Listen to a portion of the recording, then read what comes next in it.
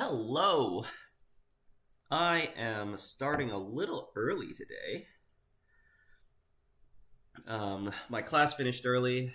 Well, finished on time, and I am gonna try to sneak a game in. I don't expect anybody to be here right now, so I'm just gonna play.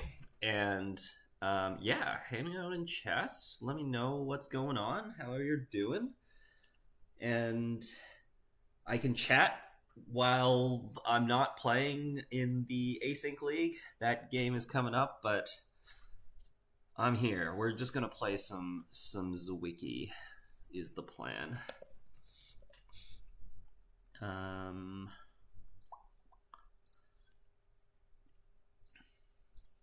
yeah, I'm playing some Zwiki and some Magdalene today.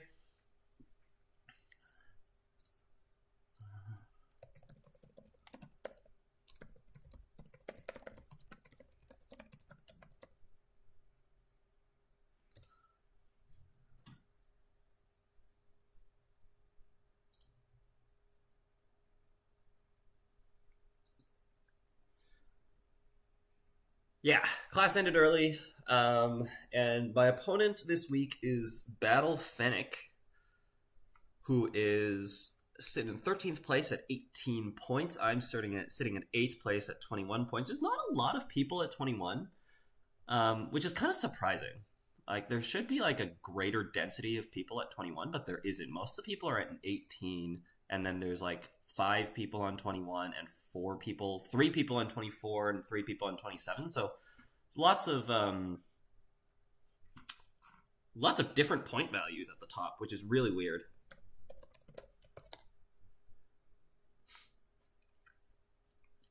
But yeah, my opponent is, I believe, just like on their way home, and I'm gonna sneak a game in. This hand is not it. I believe we're looking for more econ operations. That's not an econ operation.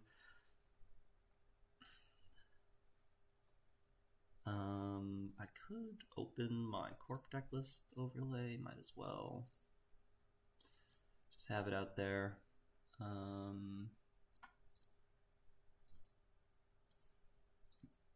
We're gonna play just so that we make sure we get all this done. This is fine.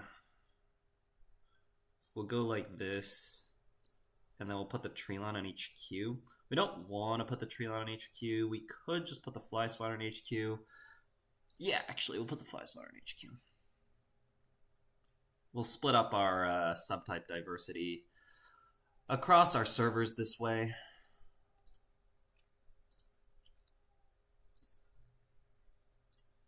Running HQ, we're going to think about it and then say no res. There's nothing in hand, obviously.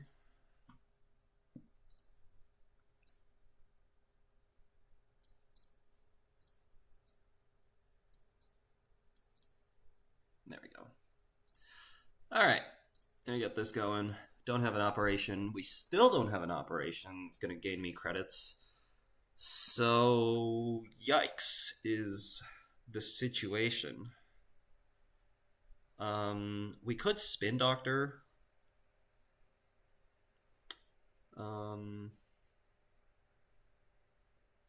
I guess we do. Okay. So that's going to promote some HQ protection. We probably want to just get that out there. So let's just do that. We're just going to set up our ice. It's going to block away boomerang transfer of wealth. A lot of archives rolls. Afternoon. Getting Zwicky with it, I see. Yes, we are. How's it going, Chris? It's good to see you. Yeah, I'm gonna jam some Zwicky and play this in my league game. There's this is a deck that I've been working with one of the people I've been coaching. So that's like really exciting. I think they're really excited to see me play it and just like get some more exposure of the games, just through my perspective, and to see how I pilot it. But yeah, I think the deck has pretty good legs. I think it's a good attempt at making a consistent scoring corp. Um, it's got a lot of different threats, as you can see, with meat damage and oppo. But unfortunately, this draw has been awful. Like, there's so many cards that gave me money in this deck, like that. But like, that's like the worst one. But I guess it's fine. So we'll play this, and we'll just gain $2, draw a card, get an offworld. That's good, and then we'll just put, of course.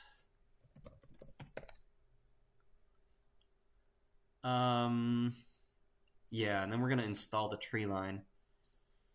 It's not great. Like, if we play the oppo, he's just gonna be clearing 2 tags. We're gonna put him on notice that we're on a tagging plan, which we don't necessarily want to do. But it is gonna slow him down. So that's something. It is something. And also the public trail is going to be more at... We're going to play this. This deck has, like, really good tempo. It should have really good tempo with, like, my operations gaining me money in Zwicky draw.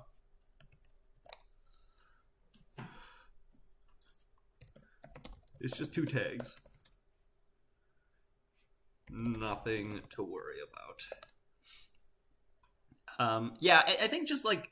Normally, I'd probably want to hold the oppo, but given the situation, I think with like the tight, like it's bad in the sense that it's costing me $2 and it's making me further away from playing hedge fund and petty cash. But it'll open up a potential line for public trail end of the line later if that comes up. But holy crap, like, what are we doing here? Like, I'm just drawing and clicking for 2 credits. I could just click for 3. That's so bad. It was really, really bad draw. There's so many econ operations in this deck. What are we doing? We can pitch the pivot. So I'm going to draw one. Sure. We can throw that on archives. Just to block out Sable's econ value, run event value. I'm curious about Valentau. I feel like that and Trebuchet are actually really good ice that don't get played enough because people are afraid of BP. Yeah, I mean, like, I think people are rightfully afraid of BP. It feels bad to res the Valentau a lot of the time. Like, that's why it's only a one-of. But, like, as you said, like, high strength thing is really, really good. High strength Kogate or Sentry. I think there's a lot of very good sentries out there that Trebuchet doesn't make the cut, but Valentau can make the cut in the Kogate slot. I think that's really the analysis. I am gonna res this. We're just gonna we're just kind of trying to block out value. This is like a scrappy game. Really, really not ideal. If he rolls archives, that would be ideal. Rolls HQ, that's fine too, actually.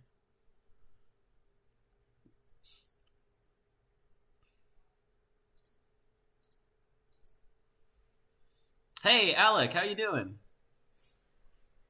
I see the I hope the Mega City went well.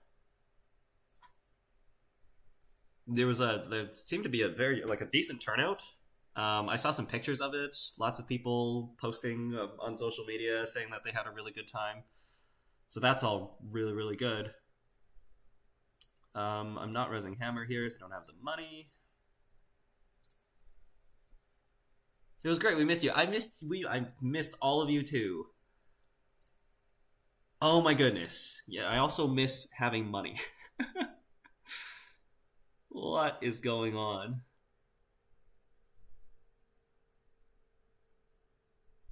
What do I do? Am I just clicking for 3? This is so bad. It's so bad. It's really, really bad. Like, we're wasting so many turns here. Um, yeah, I'm just clicking for 3. Like, we're probably just going to try to win off these operations here. So we're just clicking for 3 and pitching this tree line. That sucks so much. Like, we have a ton of good ice installed, so, like, pitching this tree line's, like, maybe okay. When are you next up north? I have a attendance prize for you. I will not be up north. Ooh. Ooh. Yes, please. We will fire this hammer. Thank you very much. All of those subs fire. Trash a piece of hardware or resource. Yes. Trash a program. Yes. My board state. It's fine. It's fine.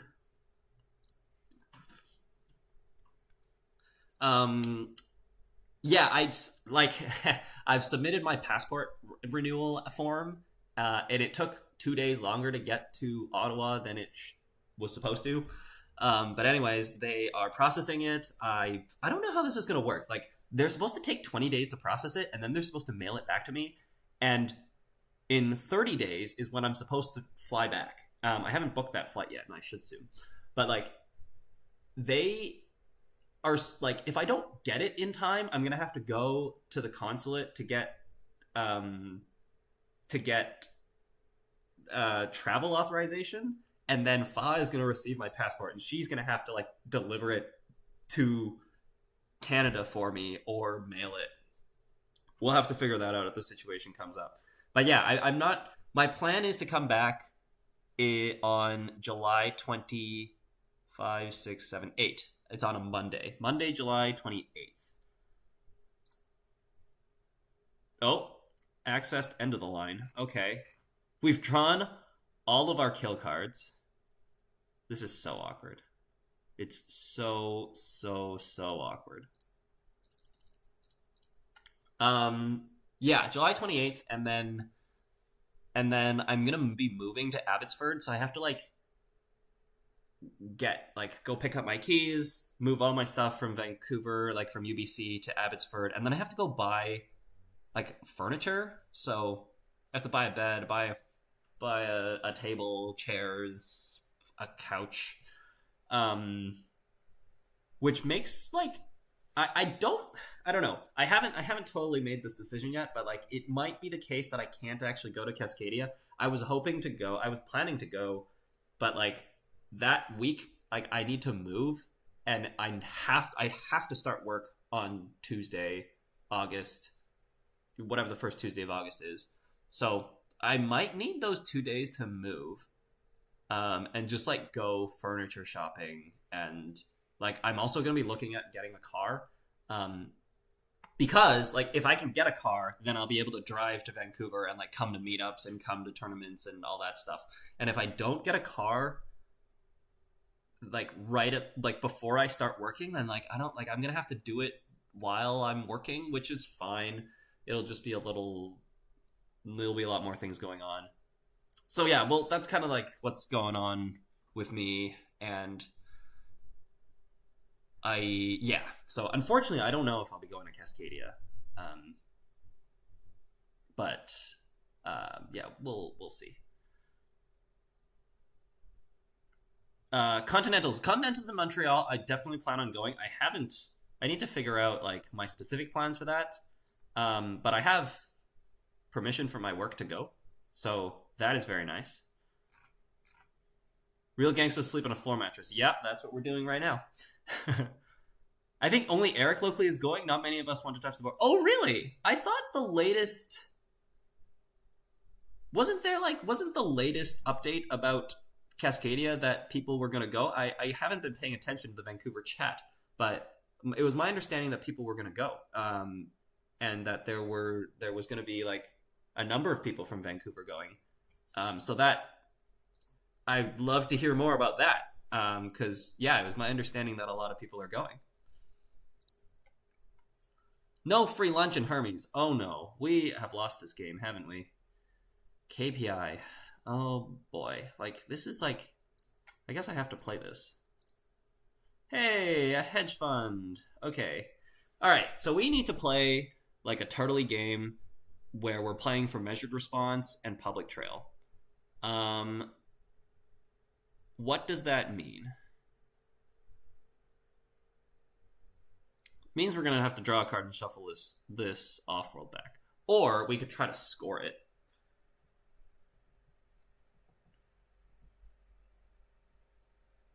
Because if any time is the time to score it, now is the time.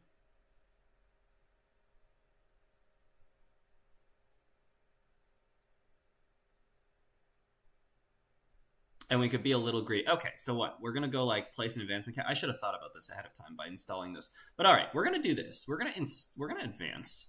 We're going to install and take a credit. And then next turn, we're going to play the hedge fund and advance the off-world. And hope that we still have $5 to play the hedge fund. Because we very much could not. If he runs archives, which he likely will, I'll just res the Maskarovka. That's going to put us down to 4, which is credit hedge fund install, credit hedge fund advance, which is fine.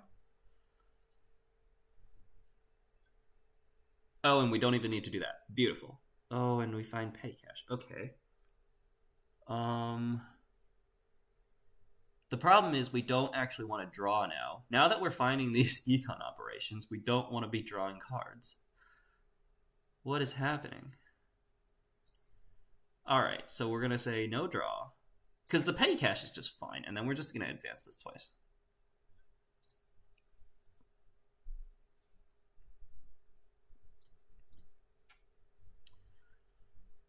I can check in our Discord, but we've not made any group plans. Oh, okay. Yeah, I think... I remember, like... somebody was... I remember, like, way back when Cascadia was being organized. Like, I'm talking, like, February.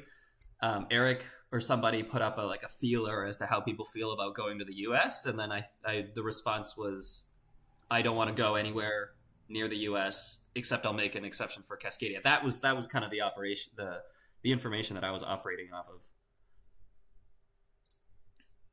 of. Worlds. Yes, I do plan on going to Worlds. There's not a world where I don't go, I think. I just need to work out details as to when I'm going to be there and for how long. I expect to go the Saturday before, or like the Friday night before, so that I can... Wow, this is so awkward.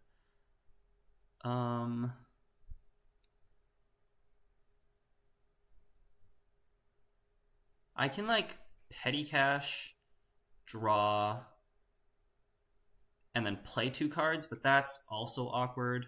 Huh. I mean, of course we can just discard the petty cash. Alright, YOLO, we're just gonna score this. Do I draw? No. That's so sad. I've declined his wiki draw twice, even though that's all I wanted in the first 5 turns of the game. But this is going to help a lot. I'm going to bounce the HQ ice. We're going to put that back. And then I guess we're discarding the petty cash now. Just because the Maskarovka is going to be good. The Maskarovka is just a good ice. Yeah, I plan on going to Worlds either the Friday evening, the night, like the week before, or the Saturday the week before, and then I'll stay until Monday. And I just need to figure out like accommodations and my exact flight, and I mean, I guess that's it. Yeah, haven't worked out exact plans, but I'll definitely plan on going. I think the situation just got gradually worse and I put more people off. Yeah, that makes a lot of sense. Okay, well, I mean, that makes me feel a little better about it. Yeah, I think, like, in any event, though, like, I think... I was talking to my mom a couple days ago, because she's going to come to Vancouver and just, like, help with the move. And we're going to, like, rent a car and all that stuff, because it is, like, a whole hour and a half to, like, drive to Abbotsford. And I need to get furniture and all that stuff, so it is going to be a decent amount of work, and I need to make sure that I'm done all of it before I start working, because I don't want to worry about anything like that once I start working.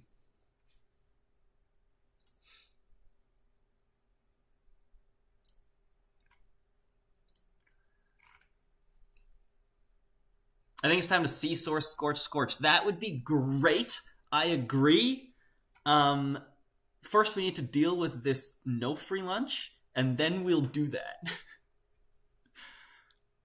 first we need to deal with this no free lunch. That's the plan here. Is we're gonna public trail them at some point, and then they're gonna pop the no free lunch, and then we're gonna have to land a big oppo. That's what we got to do. That's such a good draw. Oh my goodness. All right, we are in this game. What is a Game Dragon install? I guess we're icing R&D. Sure. We could put another ice on HQ, but like they're not in a position to like kind of get in here because they need to install 2 breakers and run. So we're just gonna chill and take a credit, and we're gonna leave the ice in our hand just to remain a little bit flexible. Putting it down can potentially save us a click and make us more click efficient in future turns because we are about to like draw 2 cards with Anthill and Mando, and then if we play like a Gov Sub or a Hedge Fund, we're going to draw another card with Zwicky. So there is merit to just throwing the ice down.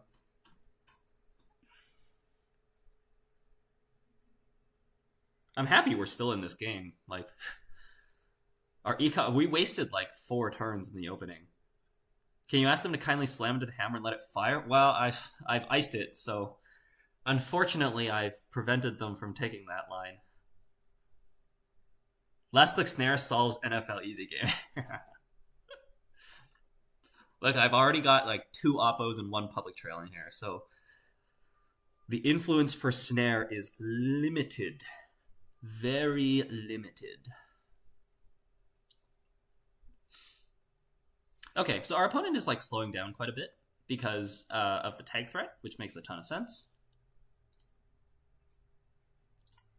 We just need to be able to play one of these, which is perfect. And then we're going to throw this in a remote. We can put the Hollow Man in there. It's probably not necessary quite yet to put the Hollow Man in the remote. So we probably ice HQ first. I kind of want them to run though. So, but if they run in and they play a transfer, then that's really not ideal. I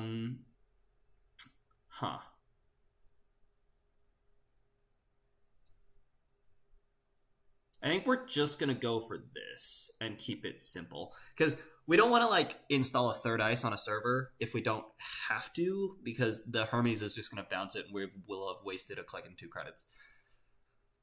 So let's just keep our expenses down, because these end of the lines oppos and public trails are going to cost us money. There's only 1 oppo left in the deck, so we really need to like find a spin doctor and spin this back. Or we score a Basalt, which we are going to top deck when we fire this Anthill. So what's going to happen is we're going to top deck a Basalt, which is a 3 and 22 rolled twice, and then we're going to install and just advance it twice.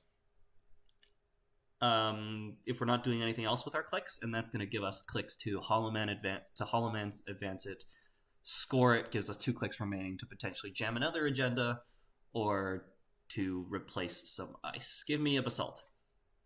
No! Oh no, come on. I guess we spin. Spin sees us more cards, but Gov Sub is going to make us money. I do want to spin back that oppo.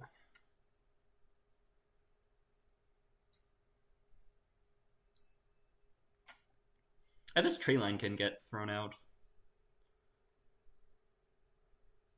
Yeah, we just need to see more cards. Like, this is like, I have to score this turn, so we have to draw an agenda here. That's so bad. Please. Thank you. Thank you, thank you, thank you. Okay, the Fly Swatter's bad because there's a Unity on the board. And I think it's just the tree line. The Anthill, well, actually the Anthill's probably bad because once we score this, we probably don't have a need for the Anthill anymore. That's a tough call to make. Very tough call to make.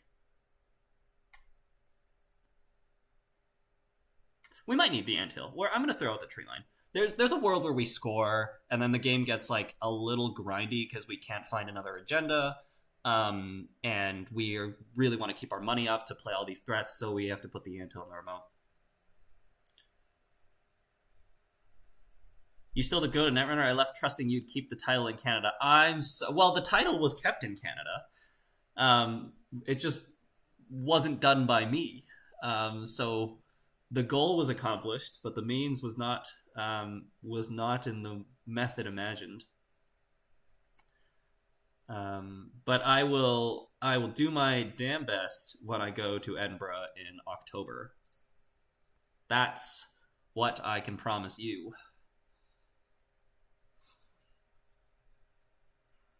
The first step is to win at Continentals. Really, the first step should be win a Megacity. Like I like the fact that like the progression is come back with the first round buys, although it is single-sided Swiss, so the first round buys have not as great of an impact as double-sided, but I think it's like a good balance where you have like the first round buy is like important but not too warping.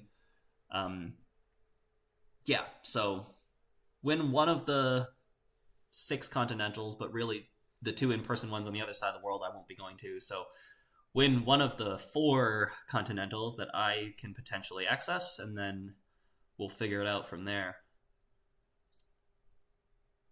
That's the plan. The goal is to just set myself up to do well at Worlds, and then once you're there, you play and you hope the RNG gods are with you, because you can always get a bad draw. Things can happen, but you just have to set yourself up to do the best you can. What's happening here? I'm trashing a Hermes? Nice. We love that. Now I can score this Basalt Spire without any ice bouncing, which is really, really good. Public Trail Jump Scare. Single-sided Holy Smokes War has changed. Oh yeah, single-sided Swiss. That is what we're doing these days. There's not very many tournaments that's double-sided Swiss. In fact, the only tournament that's double-sided Swiss happening right now, I think, is the online Async League, which I will be playing in a couple minutes.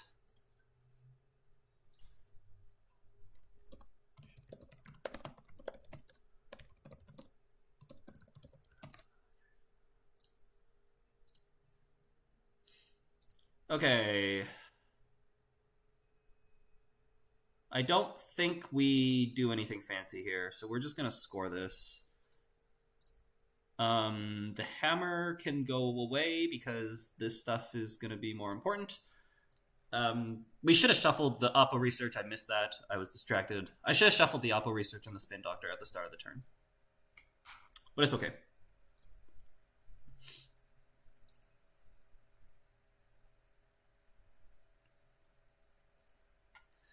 You're not coming to APAC. No, I'm not coming to APAC. That is a little far away. Little far away. I got to try and trade a measured response for one of those end of the lines. Oh, is there like a special art for APAC? Thought this was the Async League game. Well, no, I'm interacting with chat way too much for this to be the Async League game.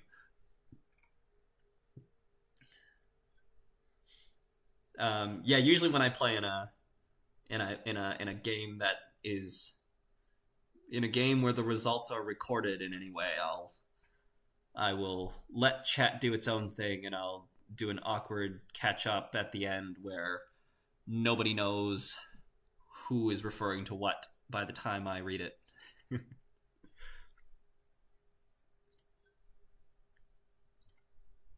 My opponent is ready. I'm now making him wait, which is bad, but we're almost done.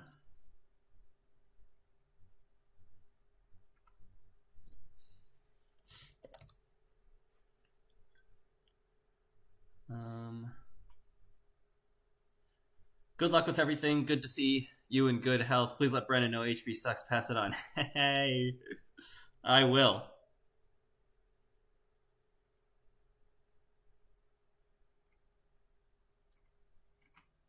Wait. See, something tells me that Seus is somebody I know, but that is not a name I recognize, so please let me know who you are. Is it the person I think you are? Because that is embarrassing if I don't know that. What's happening here? I don't know, we'll flip this.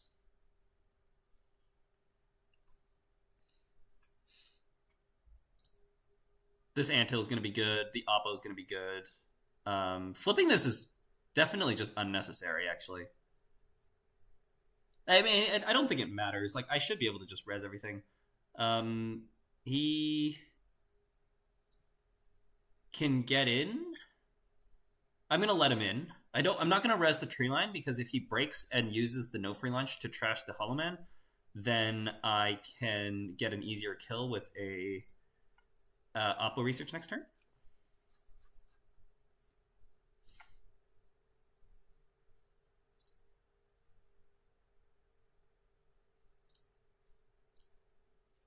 And yeah, I have anytime access to oppo now that I've scored Basalt. Exactly.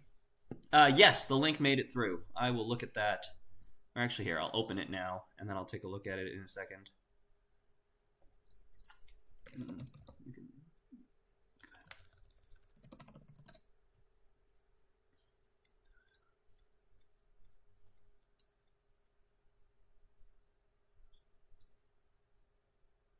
Oh.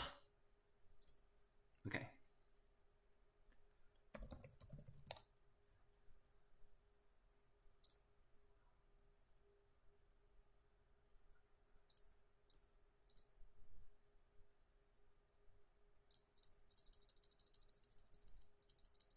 Go, go, go, go, go. Gotta go. My opponent awaits. I might Basalt to pick up a hedge fund, and then Basalt to pick up the oppo. That's probably the line. So we're going to Basalt at the end of his turn to pick up a hedge fund. And then we'll start the turn and play the hedge fund, just in case we draw the other oppo, which we do. So now we're going to install this in server 1 and play the oppo. And now I'm credit perfect to play 2 end of the lines next turn with a... Oh,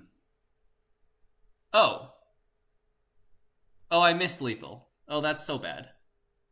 Right? Yeah, I did miss lethal. Yeah, okay. Okay, well that's quite bad, actually. Oh, yeah, we could have just ended the game there. With hedge fund, I was too focused on the tags. But yeah, hedge fund double measured response was the game. Need to be sharp. I will get the KPI back, I guess.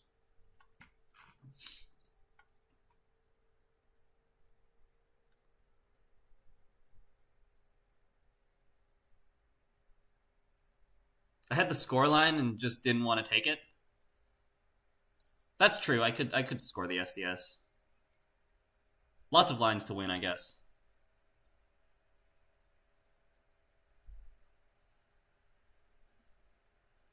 Damn. Did I really screw this up? I really did screw this up, hey? Because now I can't double measured. Because I get an extra $1 with the anthill, and then hedge fund puts me to 9. Oh boy. What are we doing?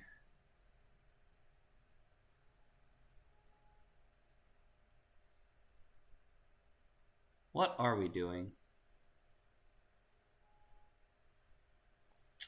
I hope rezzing doesn't also mess me up too.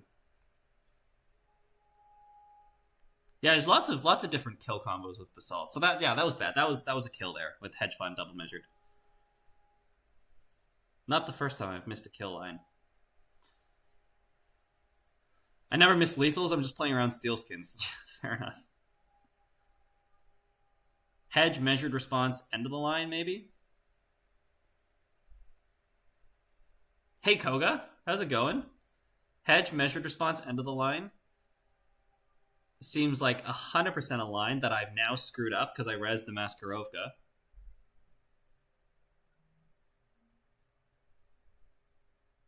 Should have thought about that, too. Oh, my goodness. Oh, he might run the remote, actually. That's what he's thinking about.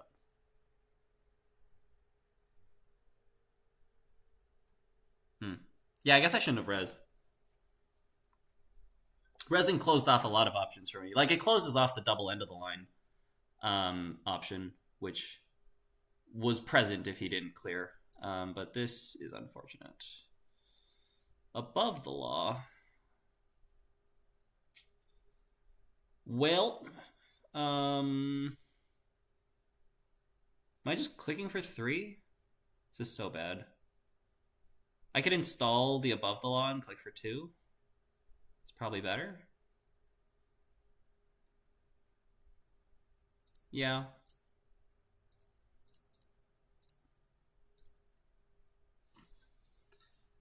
Awkward, very awkward. Didn't do the math, but like now we have $6, so we can like hedge fund and play 2 of these cards, like measured response. So bad. If I had a nickel for every missed kill line, I could fill a sock with them and do it myself.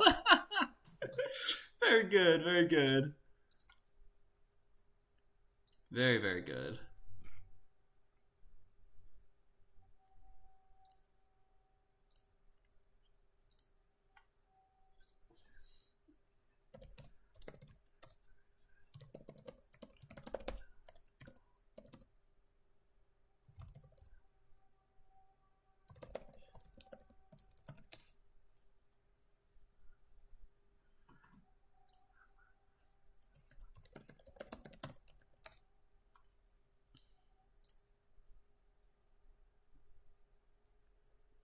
Yeah, I don't want to keep my opponent waiting. They actually messaged me like 15 minutes ago, and I missed it because I expected them. They said they'd be 15 minutes late. We were scheduled at the hour mark. Okay. All right. Everything's fine. Okay. Well, we figured it out. I was 2 turns behind on the win because we missed a kill, or 2 actually. So lots to analyze there on that last 2 turns. Okay, gotta go. All right, let's see.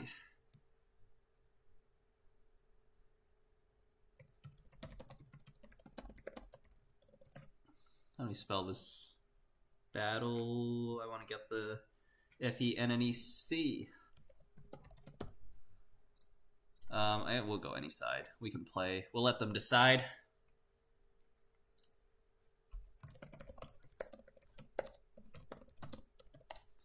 Okay, here we go. Once they're here, I would love to corp first because we were just playing corp, but it might be nice to just kind of get like play a different side and then come back to this once I'm a little bit refreshed. But yeah, I think generally that game was like, it was really bad in the opening. Like we managed our econ the best we could, given what little we drew, and then also, yeah, it was just tough in a lot of ways. But then missing the kills, really bad. Don't want to do that. All right, here's my runner. We're playing a Reg Magdalene. Little runner detox, yes. Hello, Gordy. How's it going? This is my runner deck. It looks awfully small on this overlay, but I'm supposed to start the game. But it is 45 cards, and it is a deep dive mag. It's a control shaper, and I don't know what else to say about it. That's what we're doing.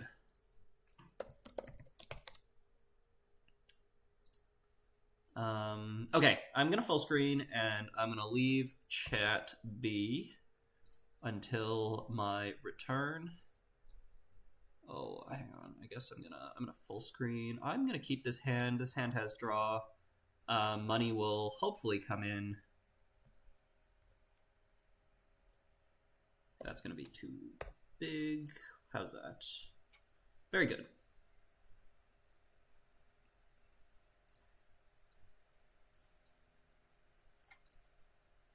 Okay.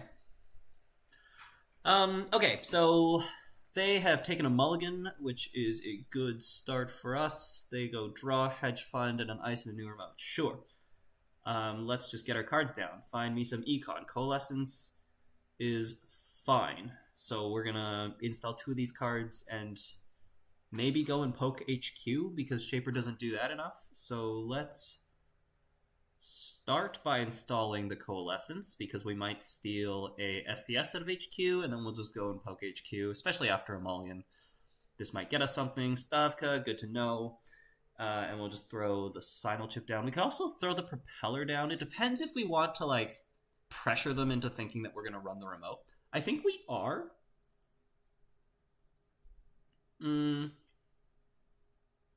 Yeah, so we're going to throw the propeller down. We're going to show our breakers because I don't intend to run. The art of war. When you're strong, pretend like you're weak, and when you're weak, pretend like you're strong. That's what we're doing here. And then they put 3 cards on there. One of them should be a Stavka. Fine. This installing the breaker means that we don't want to just poke now, which is a little unfortunate.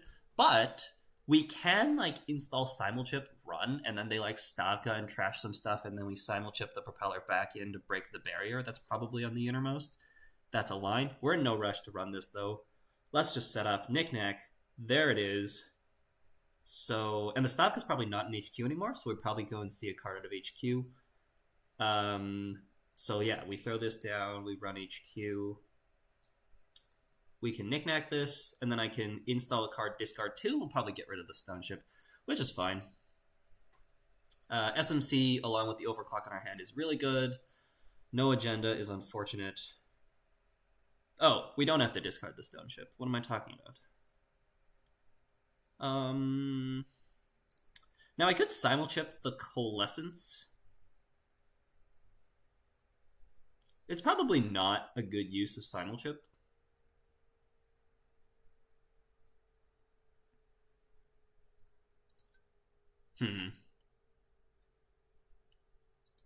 This part's tough, because if we install the SMC, then we're not going to have 2 MU for Muse Coalescence. So I think we're going to install the Simulchip. Oh, but we don't have money for Muse Coalescence either. So we might actually just overclock for Muse Coal out of the deck with the SMC.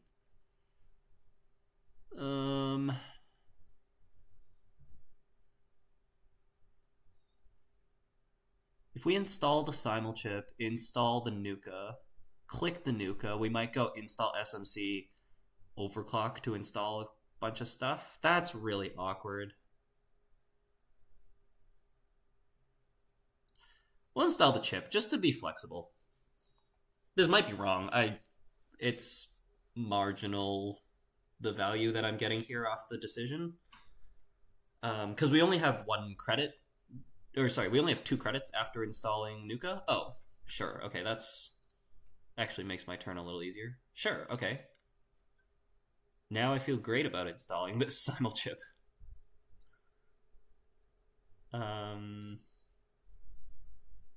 Because we might not use the SMC at all.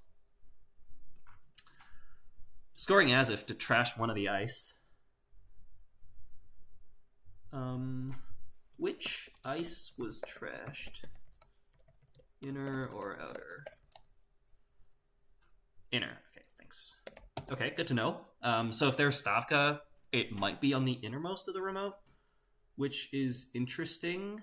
We do want to go and clear that. So let's Nuka.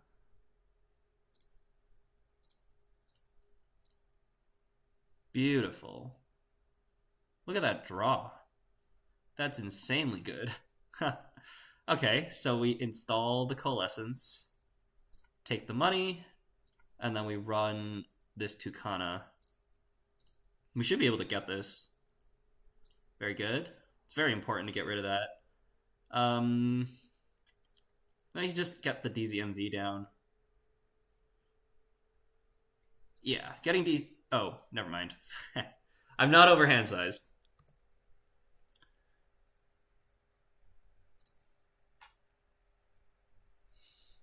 They've gone for an early score, which is potentially awkward for them economically, but not with the extract into Regolith, so that's fair enough. You always want to play the ritual instead of clicking the Nuka, just because the ritual is going to get out of your hand. You're going to have more room for cards in your hand. So let's do that. We found a Muse, which is very good. We can go Muse, Cole, Run, HQ, because there's no known cards in HQ. That's going to get us a Knick-Knack trigger. Can we install the DZMZ first? Yes, we can. So we might as well.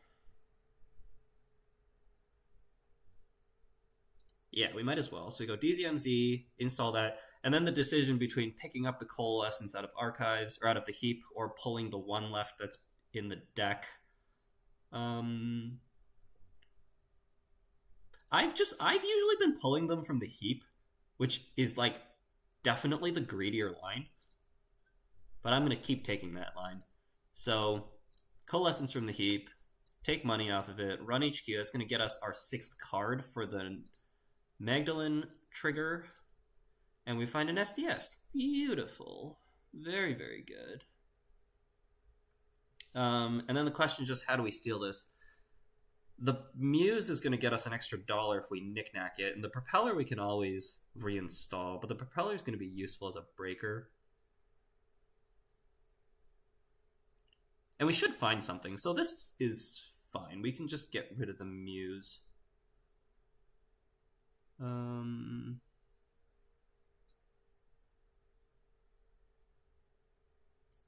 We could simulchip. We could install the lily pad and then simulchip the Muse call back onto the board. That'll set us up with some knick-knack triggers. I think I want to do that. So I'm going to pop simul after discard. Oh, wait. Oh, wait, never mind. That doesn't matter. Okay, it doesn't matter because I've already installed the program. So we're going to install... But I'm still going to do it. So we're going to install the lily pad, and then... Yeah, and then we're going to pop this to install the Muse to get from our heap a Coalescence and to take the money. Okay. Yeah, it doesn't trigger lily pad because I already installed the program that turn. But otherwise, it would have. I have another simulchip in my hand. I have the Unity in my hand. So we only need to go and search for our Sentry Breaker. We do need to be aware of Stavka Halfrune, though. So having a simulchip just sitting around is going to be required for that. But luckily, this Regolith is going to sit in the remote and occupy it for a little bit. So we have some time, which is really important. If we play the Ritual and then run, we can find a clean getaway. That'd be ideal. Don't find a clean getaway. We find our Revolver, though, so it's going to save us from having to use a simulchip to search for our Revolver, which is very nice. So let's run HQ. We're going to get our Knick-Knack trigger. See a hedge fund, that's fine, and we're just going to play 2 of these cards and then discard 1 to the draw. And if we discard into the lily pad at the end of the turn, then we're not going to have to discard. So it's going to be gamble, and we want the simulchip on the board so we don't lose it to damage. And then we're going to end turn and install the Revolver, which is going to trigger DZMZ and Lilypad and draw me a card. Beautiful. Game's going very, very well. Nob is going to get a 1-coster. We're looking at Tithe or Humanoid Resources or Trank Grid.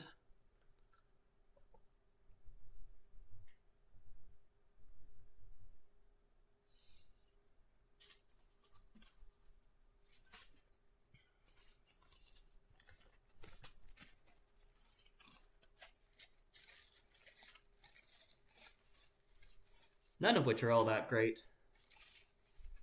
There's the humanoid. I could go after that. I could also say I don't care. I'd probably go after it because they don't have a ton of cards. Oh, especially if they're going to ice up like that. Then I'm definitely going to go after it. We can do it with the Hannah as well. So it's going to be Gamble, Unity, Hannah, hit the Hannah. And then we can even last click Nuka draw.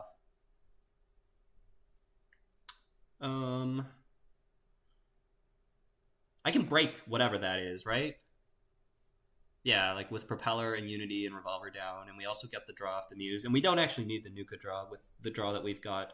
So let's start with Unity. Okay, and then we'll play the Gamble, we'll play the Hannah, and then we'll Hannah run server 1, trashing the Muse for a card and $2. And we're gonna get rid of this humanoid. And now we're set up. We've got 2 overclocks in hand. We got the deep dive in hand. We're well on our way to winning this game. And we didn't draw any of our clean getaways yet either. That's interesting. Okay. I guess I have to break that. Sure. And then if I run the Spin Doctor, then they can't slash and burn, which I think is the plan. So let's jack out, just in case there's... Oh, I can't jack out. It's a Hannah run. Whew. Good catch, good catch. Can't jack out. Okay, we're going to run the Spin Doctor, just in case there's some kind of slash and burn fast events going on that I don't want them to be doing.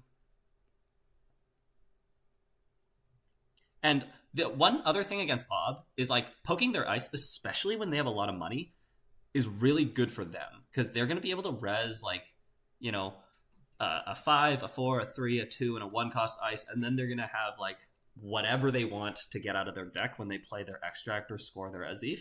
So them just having a Stavka res is also really, really, really good for us. They shuffle the humanoid and face down card back into the deck. Good to note. An upgrade on Archives, that is a Hollow Man that they're going to try to score with. And we don't want that to show up in the remote. So I guess we're overclocking that. Click 1. I would love to get a little more money on the board. Like Clean Getaway would be pretty good here.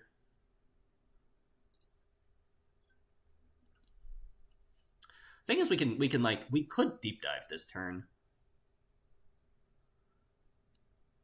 Question is, do we?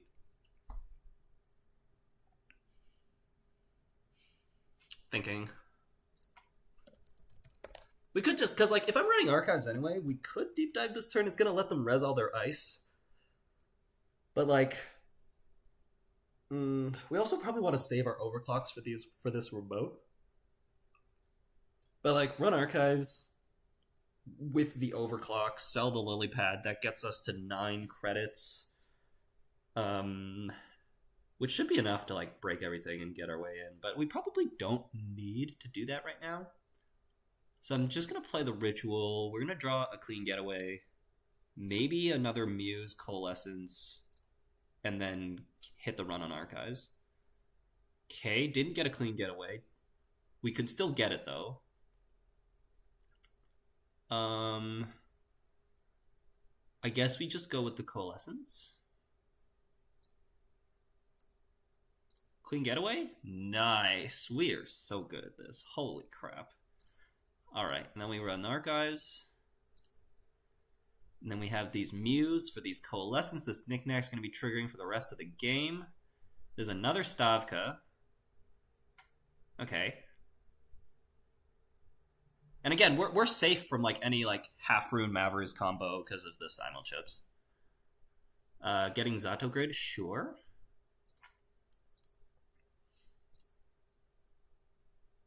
Also safe from that because of the Simul chips. Although now using one of the Simul chips earlier is a little unfortunate. This should be Hollow Man, which will trash. Now, if I'm aggressive, I could wheels this Zato. And then we could get bounced, and then I'd have to click the wheels for a tag. That's like probably a little aggressive, and I don't have to take on that line. What's the worst that can happen with this Zato? Like, they're just going to be like ending the run and making me break ice, right? Like trashing breakers. But the thing is, like, there's a Stavka in the bin. There's already a Stavka on archives. So there's just not that much left that they can actually do to me. We'll just relax. There's no need to do anything else here. So just take a credit. We'll pitch these 2 cards.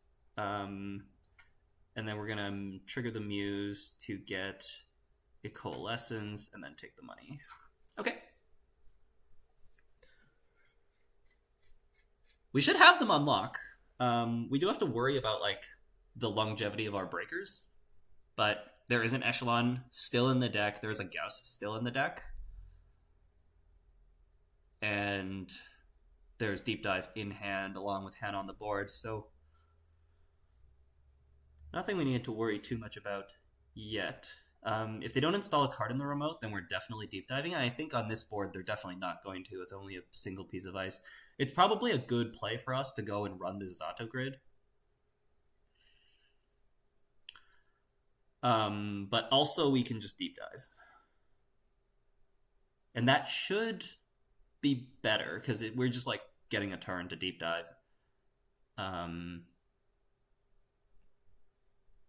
Yeah. Pretty sure that's what we're doing. So let's do that.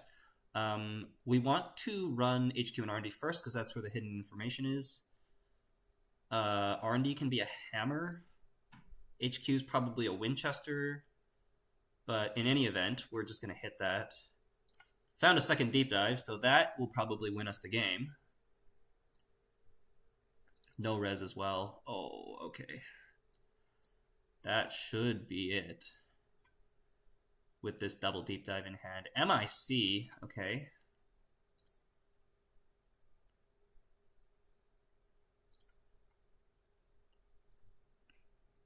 They kind of have to pop it, but if they pop it, they're not winning the game. So they have to not pop it and just hope I whiff the deep dive. If they pop this, like, there's no way. Like, I didn't even spend money running HQ. But, like, at least they get an ob trigger, so that's a thing. That's cute. It's gonna be an uphill battle, though. It already was. Right. Okay. So I could go run. Like, I could go run it anyways, and then pop the Hannah and deep dive anyways.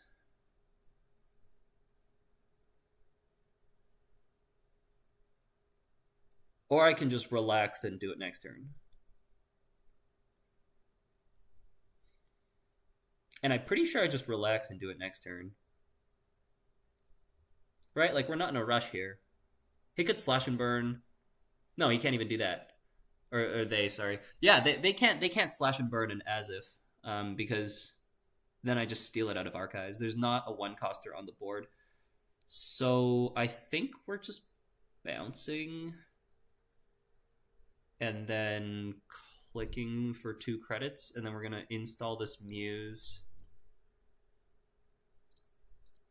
to get another Coalescence. This is probably unnecessary, but we're doing it. Because we have like burst draw, so if we need to like find a breaker in a pinch, like we should be able to. There is lots of reason to not be installing my last Muse though. Yeah. Okay, so now that there's 2 ice on archives, we're gonna overclock it, I guess. What could that be? Another MIC? Could run HQ first, because it's gonna like be 3 subs on a sentry, but like they've already shown that they're not willing to res the archives ice. So I guess we'll start by running archives. With the Zato grid there, the overclocks are gonna be less useful, so we're just gonna throw the overclock at archives. And and we might as well... I don't think this matters. There's a muse in the bin, so we're just gonna sell the coalescence.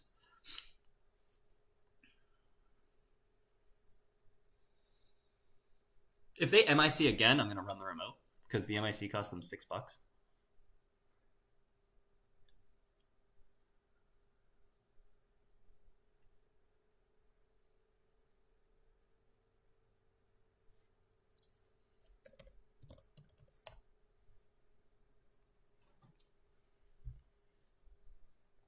And yeah, I definitely could have like popped the hand on ran R&D, ran archives last turn, and just played one of the deep dives, but there just like wasn't a threat. I think like if there was like a tithe on the board, then maybe we do that.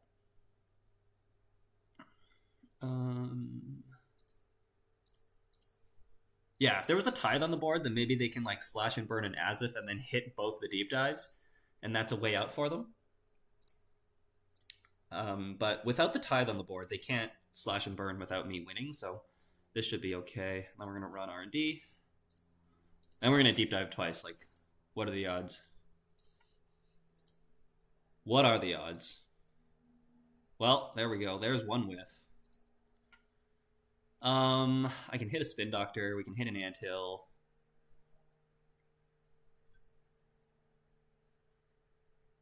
Don't think we care.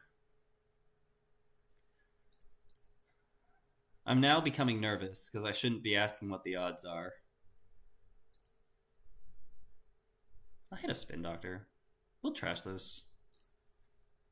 No! There we go. Okay. Whew.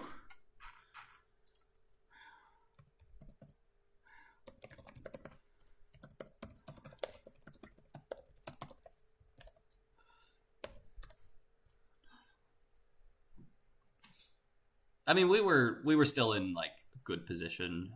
If we whiff, like we're still well in position to win the game. It's just like our odds have gone down significantly, and like it becomes a lot more difficult and a lot grindier. But we are okay.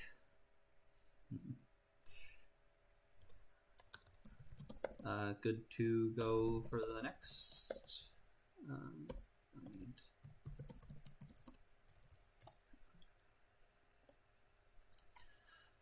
All right.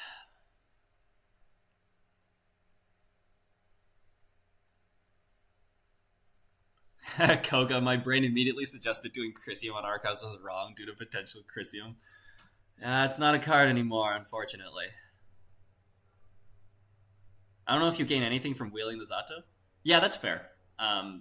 It's like the Zato is a thing that they have. Like you could say that, you know, like the threats are not real for me and they can trash their ice and like trash my programs and I can just deal with that. But like, I don't know, the Zato's like, they can maybe pull something out of the Zato, because I don't play Pinhole in this deck. Like they could just like stack 6 ice on the remote that all end the run and then like score behind that. But they only have 2 points, so like they could like stack 6 ice, install double advance, then they can just go 6x end the run, score a 5-3, and then slash and burn a 3-2. Like that's like a line that's way out there, but it's a thing that they have that we might as well shut down if we're able to. But the point, your point stands that like it does cost me a lot, because I do have to like deal with that 1 ice, like deal with whatever it is, and then I have to pay 3 to trash the Zato, and then they could install another one, then I have to deal with another one. So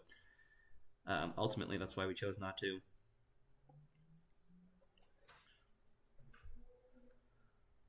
I didn't ask for action. Oh. I didn't ask for action before playing the deep dive. That's fair. Yeah, I guess I should have asked for action.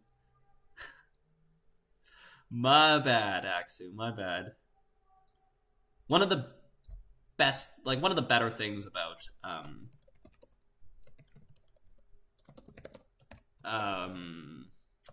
in-person play is that that kind of stuff kind of comes with the flow of the game, and you don't have to worry about like, am I leaving enough time for my opponent to do this, and like, am I waiting enough? Like, you know, if your opponent were to do something, they're going to say something. You wait 1 or 2 seconds, you play the card. But like online, there's a lot more like, did my opponent make, maybe they had a slight little bit of lag, a little bit of disconnect, and that kind of stuff can happen. So that one benefit of playing in person that I prefer much more over online. The magical Christmas land, but sometimes it's good to visit. Yes, exactly. Don't worry, I'll note it in the Book of Grudges. Very good, very good. All right, okay, game 2. I'm going to jump into that one. I'm going to full screen, and I'll come back to chat afterwards. Ranji says, I don't know about this wiki pile, William. That's the last comment I'm going to read, and we're going to jump into this game. The Zwicky pile is amazing. I don't know what you're talking about.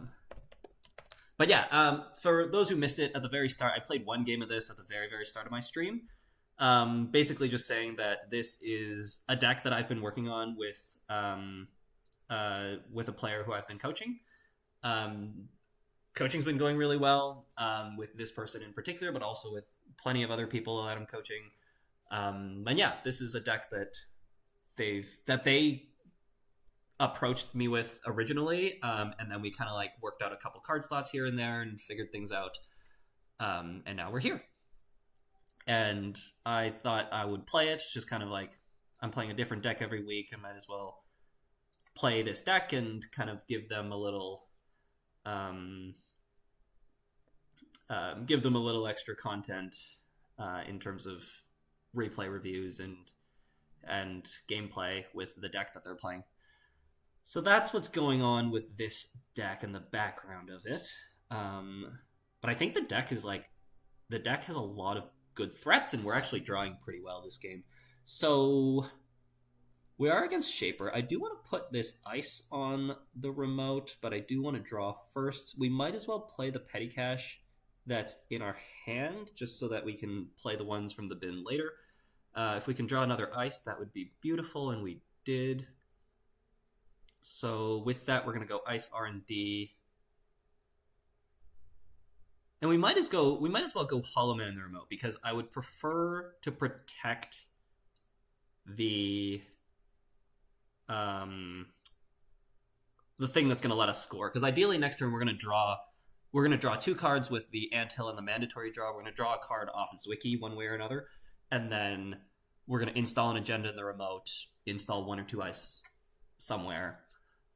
And that's going to be the plan. A run on HQ is excellent for us. This is a random poke. It's going to give them a tree line info. And our opponent's playing Mag too, which is good to see. No agenda is very unfortunate. If we draw an agenda with the Gov sub, we'll jam it. If we don't, I guess we'll throw the Anthill in there. That's kind of life. We drew an agenda. That is the best agenda we could have drawn, because that's going to give us money, and it's going to give us a click left so that we can jam the next agenda that we top deck. It's going to trigger Zwicky. Things are looking quite good. Okay. If they run the remote, they can't get in. We have tons of money. We also don't need to play the petty cash, because I'm going to gain credits through an ability on an agenda or an operation, so we're going to be gaining money off this offworld. So we go start turn, didn't draw an agenda. We go Hollow Man, advance score, draw a card, still didn't draw an agenda. That's unfortunate. So I guess it's going to be the Anthill. Which is quite bad, because we are on a clock with Magdalene a lot of the times, where they're just playing deep dive and we can't do too much about it. Although this hammer on R&D is going to be very good. And oftentimes just like stacking ice on one server is... Oh, actually, it doesn't actually do much, because we don't have an end the run effect here. Pinhill's going to trash this Hollow Man, fair enough. So maybe a good thing we drew the Anthill instead of an agenda. It's making them interact. And there's a fermenter, sure. SDS, okay, we're definitely just jamming that. And we can also KPI the logjam on top. We can also KPI the logjam, or sorry, the hammer on top if we really want to. That's going to improve our type diversity to secure the SDS score. I think I like that. Just to make sure we score it. Even though like we are kind of sure, but they can like, you know, SMC for Gauss, simulchip something. Maybe they play Euler and then that messes us up. So then the question is, do we want a Zwicky draw? So currently we have 7 cards in our hand. If we play the SDS, double advance, and then we have the KPI to place one of the advancements and an ice install, that's going to be 3 out of the 7 cards in our hand.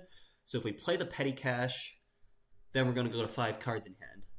But when we score next turn, we're going to have to discard. So I guess that means we actually wait on these petty caches, which is like really patient. But I think that's what we're doing. So let's go install, advance, and then we're going to place an advancement counter and install the hammer. Like, just to ensure that we get this score.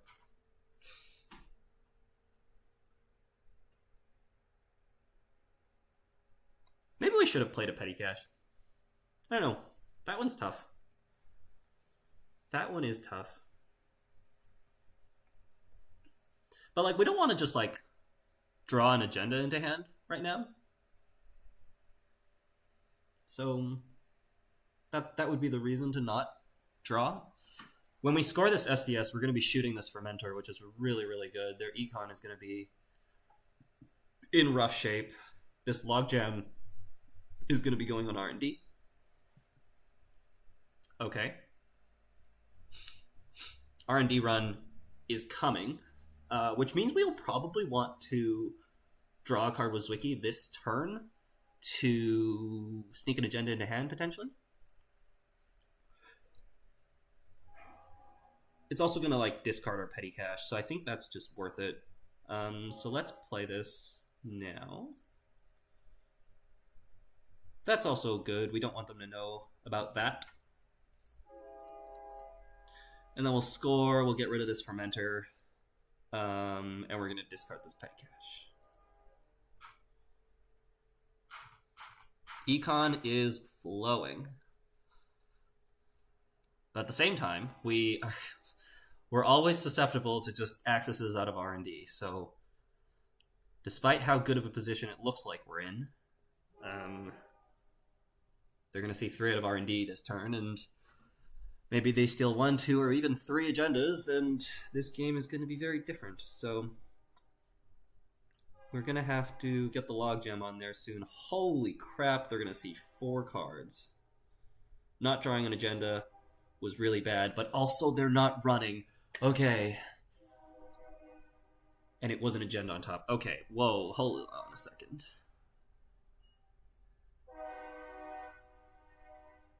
Okay, so we definitely play this petty cache.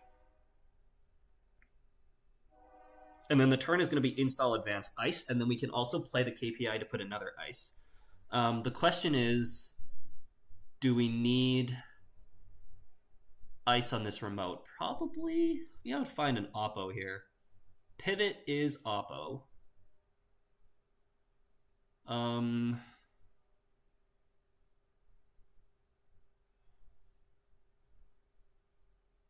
Hammer, Treeline, Valentine. That's like pretty hard for them to deal with, I think.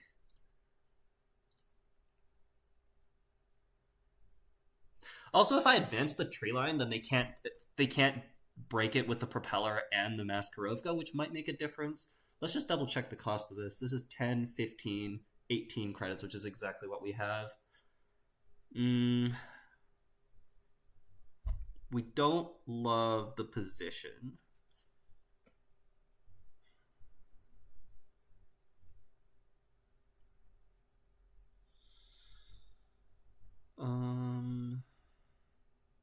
We don't love the position.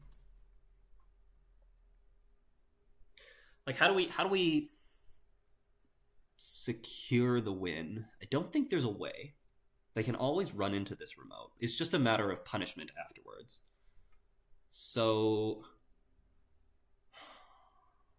KPI on the remote is like obviously like a very good way of securing it, but also we really don't have the money to res all that.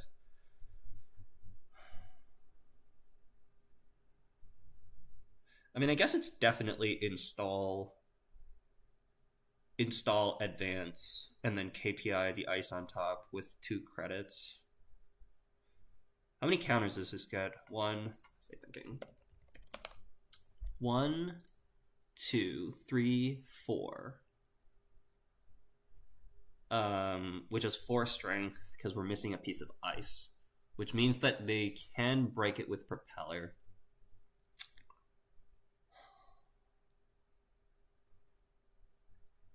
I mean, I could just KPI the ice onto the remote and just say, like, come break this remote.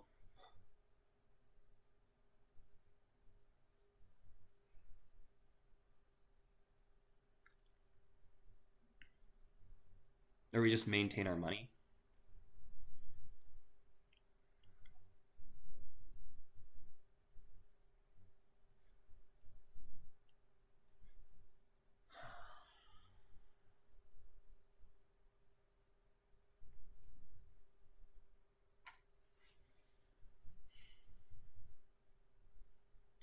We could install offworld, advance, KPI gain money, advance the tree line. That might be the way. And then they're gonna see 4 cards out of R&D, and like, I mean, I'm never stopping that.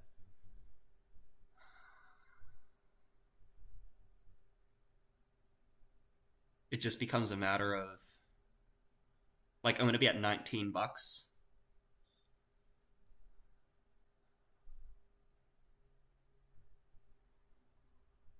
Yeah, okay. I think that's the line.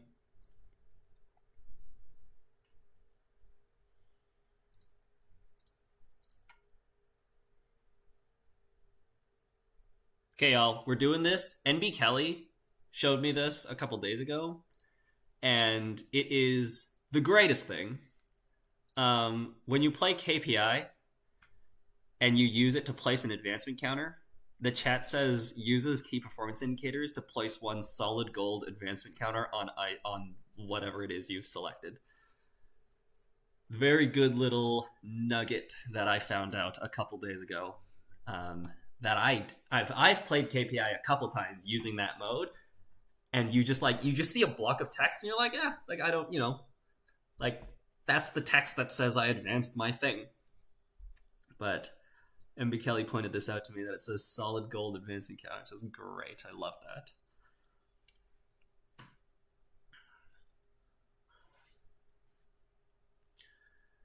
Beatrice.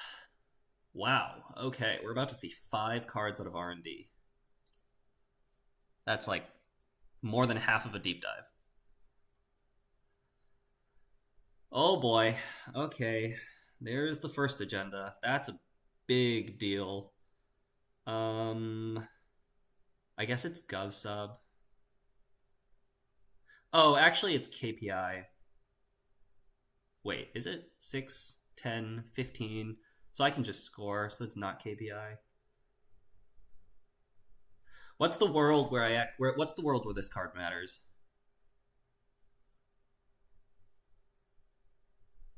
My heart is pounding because like I could just lose to these 5 axes.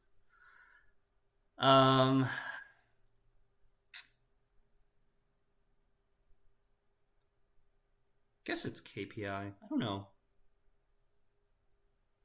Or it's GovSub. Thing is, if I lose the agenda, I will have rezzed all my ice, which means I don't have enough money for the GovSub, so I guess it's KPI.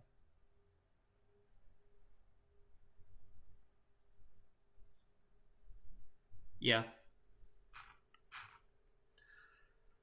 Okay.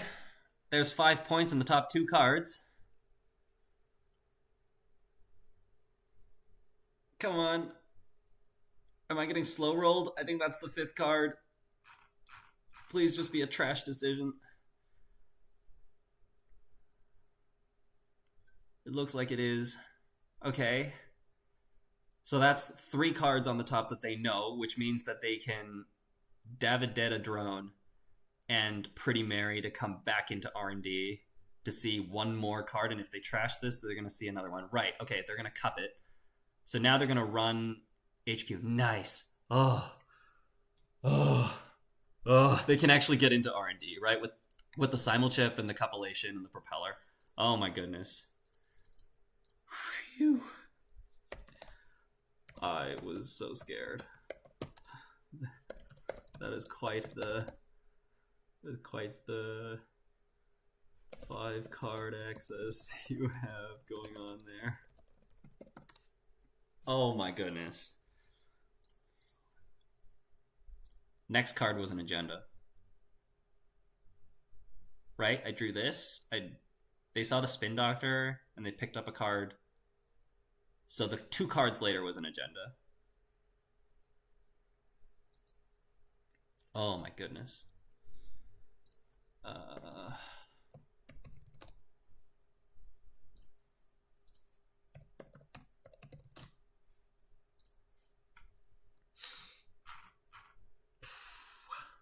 So if they cupped the card and then ran back into R&D, they would have seen Winchester, Spin Doctor, Measured Response, Basalt Spire with the 2 drones and the Pretty Mary. And that would have been game. Oh my goodness. What was that? My heart is pounding, but we got it done. Oh man.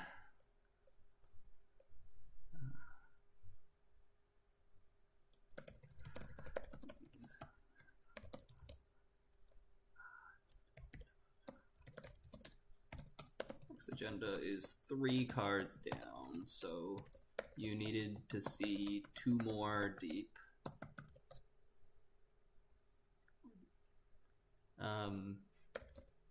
You could cop the Gov sub and then try to run back into R&D, hoping you could break the ice, which you could, and that would have found it.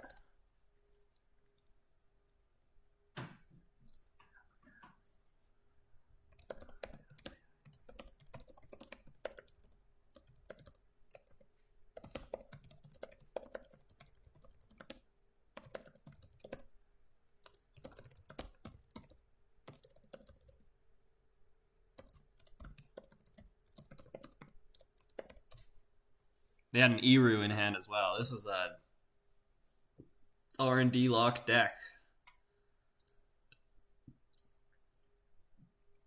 Okay. Oh boy. Okay. I might like play another game with this corp. Just because I don't know, it's like a pretty fun deck to play. Get another game in for the person I'm coaching.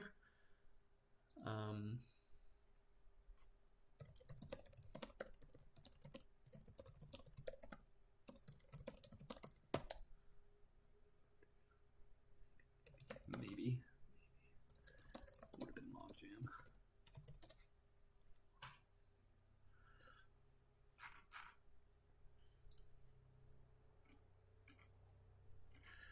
Okay, what have I missed? Install agenda KPI for install and advancement. Click for 1 credit. KPI to install agenda advance. It makes it so they need 2 colors. Yeah.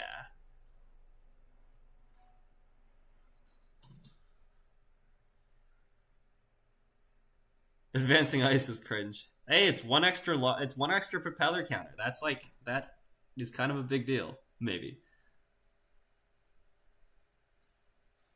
Yeah, definitely. I don't think I can keep you out.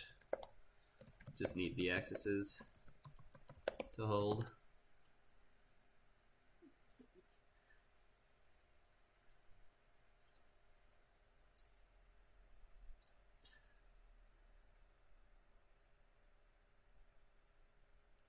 There is no world. Yeah.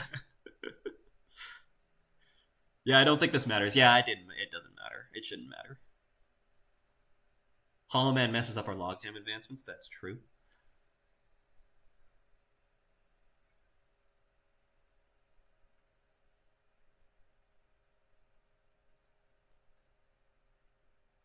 Seeing 4th through R&D would have gotten, yeah, exactly. Oh man, got a bit too Euro gamey at the start there. Let a bit too much through. I had a pretty good tempo draw.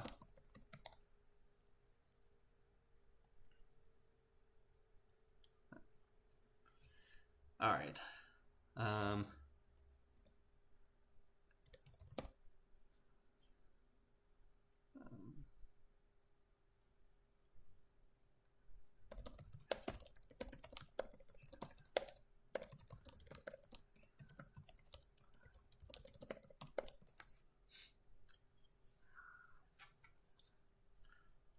Okay.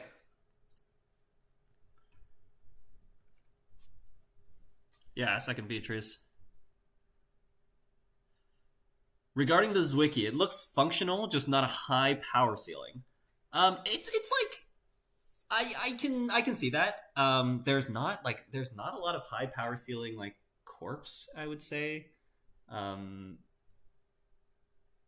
Like a lot of corpse, like I think it's very tough, especially from like a new player like coaching perspective. From a coaching perspective, it's like it's very difficult to find a good corp that is not that you can say like, okay, here's the deck's game plan, here's the threats that it's gonna try to work towards every game, and like, you know, it's relatively consistent in the ability to draw the enough cards to get the threats that you're looking for, and like insulate yourself from like too much just like random RNG.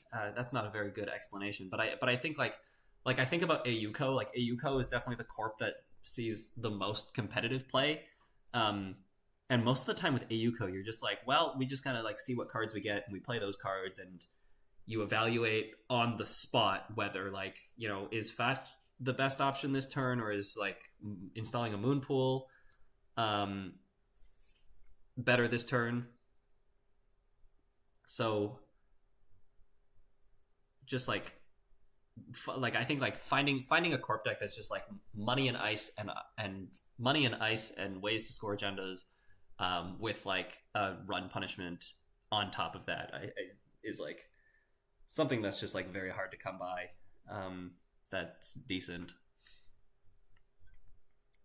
Here's what you think of Wiki and Plutus. I've been playing a fast fence deck that I'm enjoying, but doesn't seem very competitive. Plutus, it requires a lot of work to make Plutus good. I think there's a lot of ways to like try to force Plutus that is not good, and it's like a bit of a trap. Because oftentimes like Plutus has to sit in its own server, and then you have to make another server. Like I think logistically it's just very difficult to actually get a board like that to work. You can probably do like, if your deck is like a combo deck with Plutus, like you're trying to like Regenesis score out of Jinteki, then like maybe there's something there. I haven't looked into that myself, but I could see that being a thing.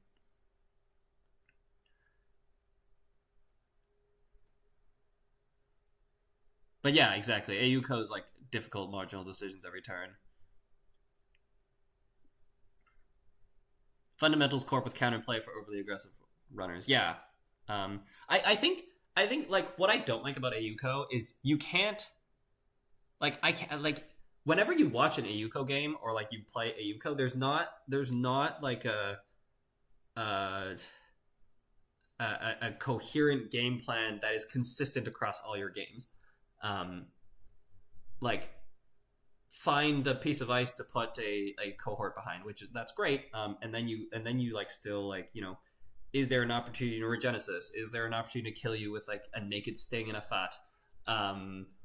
Like, is Anemone gonna hurt the runner's tempo so much that I can just like use that to protect something that like maybe matters quite a bit, like Regenesis or like some agenda I'm trying to score. And like you're just trying to like kind of get there step by step, and you're trying to like improve your board while hurting the runner's tempo, and improve your board while hurting the runner's tempo, and maybe you score an agenda point or two here or there. but your path to 7 is like not clear at all. And in terms of like how do you actually win the game is not clear at all until you actually get to 5 points, or at least you get to like 3 or 4, and like Regenesis is online, I guess, for the game win. And like you can play like, you know, the more cheesy versions of AUCO where you're killing with end of the line or complete image, and then those games come down to, you know, you got to draw your combo, and sometimes you have to put your see how they run naked on the board, and like that's not very friendly to teaching.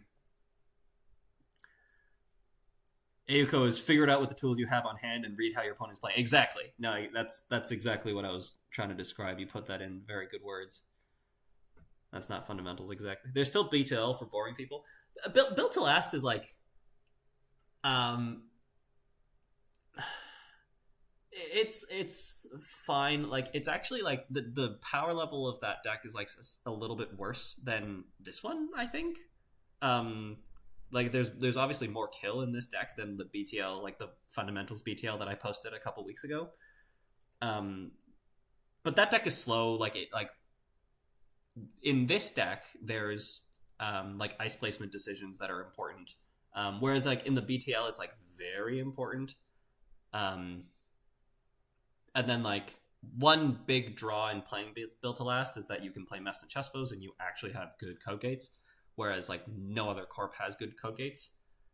That was like really my draw to playing BTL, but I feel like I'm getting the sense that spending the influence in other places is probably better overall. If you're trying to play like a reg deck. So like for example, like when I like in my like OB, right? I'm playing humanoid resources and like a half rune, which you don't have to play, and like there's a Hollow Man, so just like some more like I guess like some non-ice threats seem to be a little bit more consistent than just like having Messna Chespos, and your opponent can kind of work around that, which is a little unfortunate, but I think that's just the state of runners right now. I'm gonna jam another game and we can keep chatting. I'm gonna record it.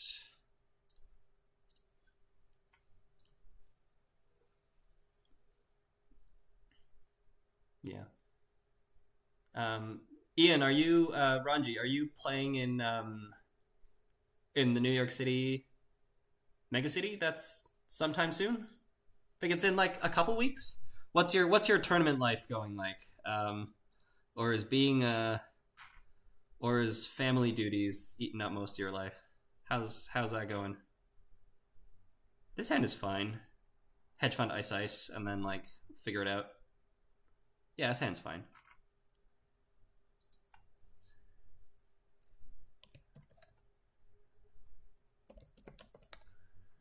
Okay, we're up against Essa. It's the weekend immediately after Snare Cabin, so it's going to be a hard sell, and I have limited cap space. If I can make it work, I'll be there. Very nice. I won't be able to. I'm in San Francisco still.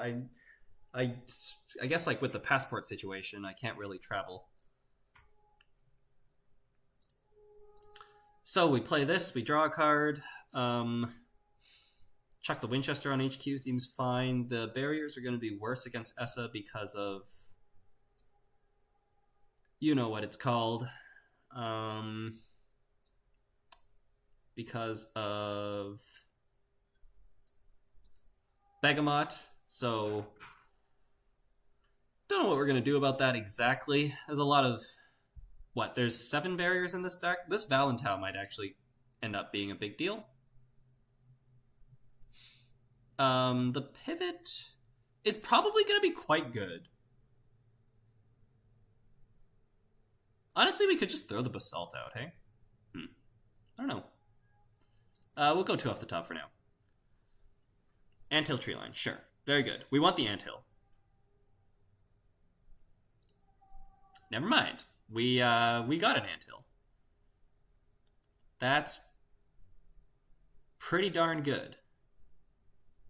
Okay, we're gonna go like this, and we're gonna put the Valentine on top, just so that we can have an innermost non-barrier. In every other matchup, you would definitely install the tree line, but against Essa, where they're going to have Begamot later in the game, you're going to want an innermost non-barrier.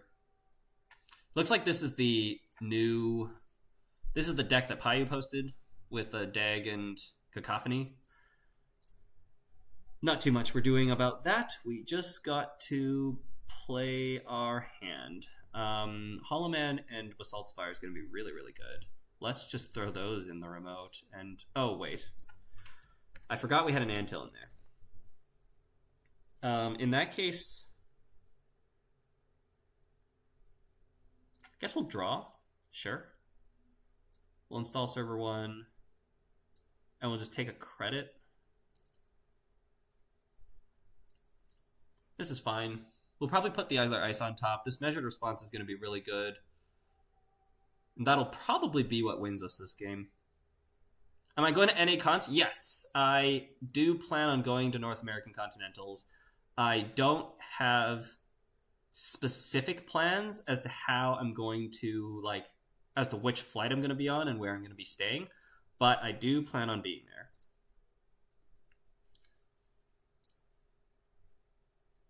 Ooh, okay.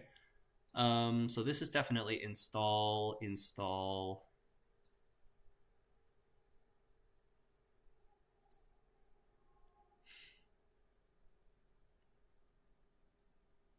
Now I could advance. I think I am going to advance. This is just going to speed up our scoring a little bit, because we're going to Hollow Man, advance, spend click 2 to advance, and then we have another click. The hammer can probably go away. Oh, I see. They're running Archives every turn because of the Zenit chip. Now, we can be tricky and just give them points here.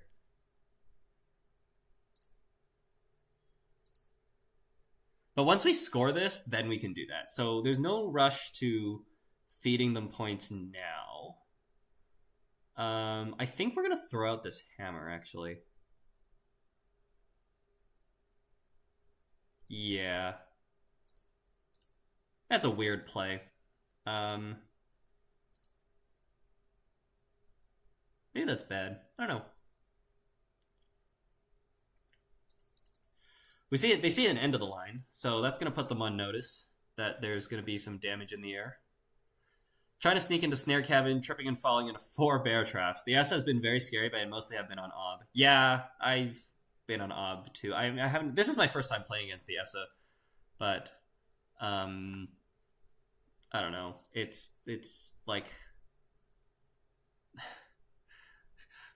it is just mill cards and hope we win. And if a deck like this is good, that sucks for the game. But oh well, that's where we're at.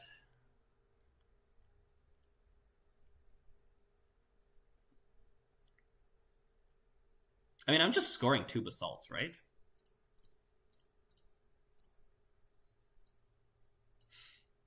Thing is, there is Bankar, so can they get in here? They can. Are they going to run there? They shouldn't. But, I guess we'll throw this out and we'll install the Spin Doctor. And that's going to give us some flexibility, because when they sabotage, we're going to mill some cards. And if there is more points that show up, then we're probably just going to give them the agendas. And then we can, pick up the hedge fund, play the hedge fund double measured response, and that should be game.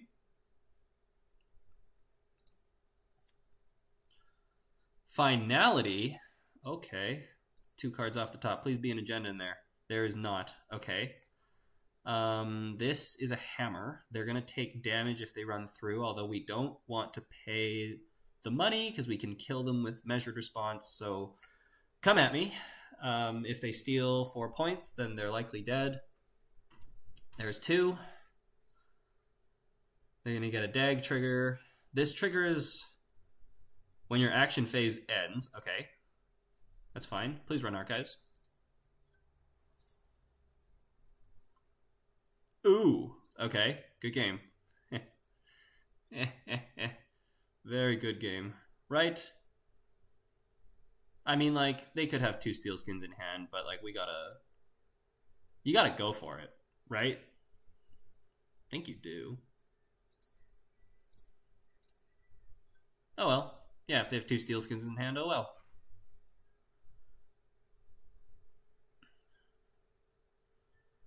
We'll pick up a hedge fund. Then we're gonna play the hedge fund. And then we're gonna double measured response, and we'll see what happens. We probably want all these cards, so we'll just throw 3 off the top. Sure. Move Hollow Man. Nope. We're gonna play this here hedge fund. We'll draw a card. Why not? Let's play a measured response. Let's see how many steel skins they have in their hand. They have none. And they don't have enough strike funds either. So we're going to pick up the measured response and play that. And that was a game. It was a game. I don't know. It's like, it's Essa. It's not even like, the problem with Essa, sorry, I'm gonna catch up on chat. 6, see you there. Yeah, I will see you there in Montreal. That's exciting. The kill threat seems really helpful. Yeah. Dag Nuka is deceptively fucked up. Yep. Dag Nuka, I mean, Dag and Cacophony is just, that's also fucked up. Yeah, a lot of things are fucked up out of Essa, if we're being real. Exactly. Yeah, there's a harmonic in the background. I don't know. I'm in like a unit.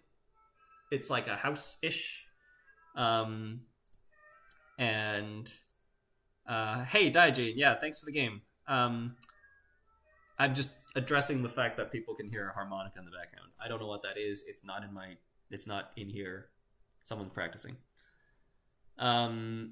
What list are you talking about? The Essa list? This is the list that Payu posted, who won Vancouver Megaseas, I'm assuming. But yeah, like Essa, there's not really much you can do against when playing against Essa. Like there's not like, you know, if you're playing against, let's say, Mercury, right? But like Mercury has its own like toxicity problems. But like when you play against Mercury, you like, okay, I'm gonna like they're really good at running centrals. They're gonna get lots of multi-access out of centrals. So you go and ice your centrals. And then they can't get in. And then you have to like figure out like, you know, I have to score agendas. I can't let agendas build up out in hand.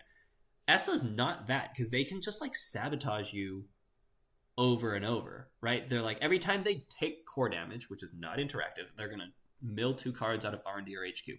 And then like now like Cacophony and Marrow and Dag is just gonna like all of these things just mill cards out of your hand or deck for no reason.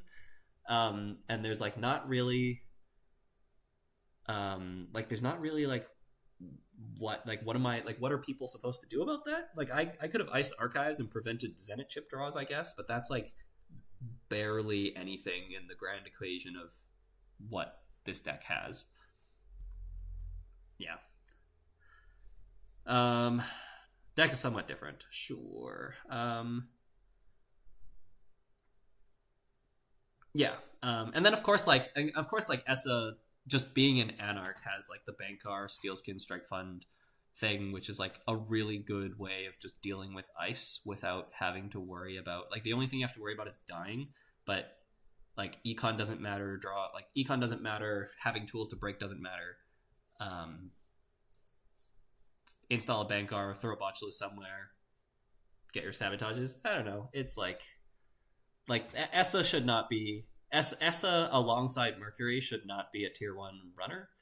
And it can exist as a niche runner, but like this has definitely been pushed a little too, like way too much.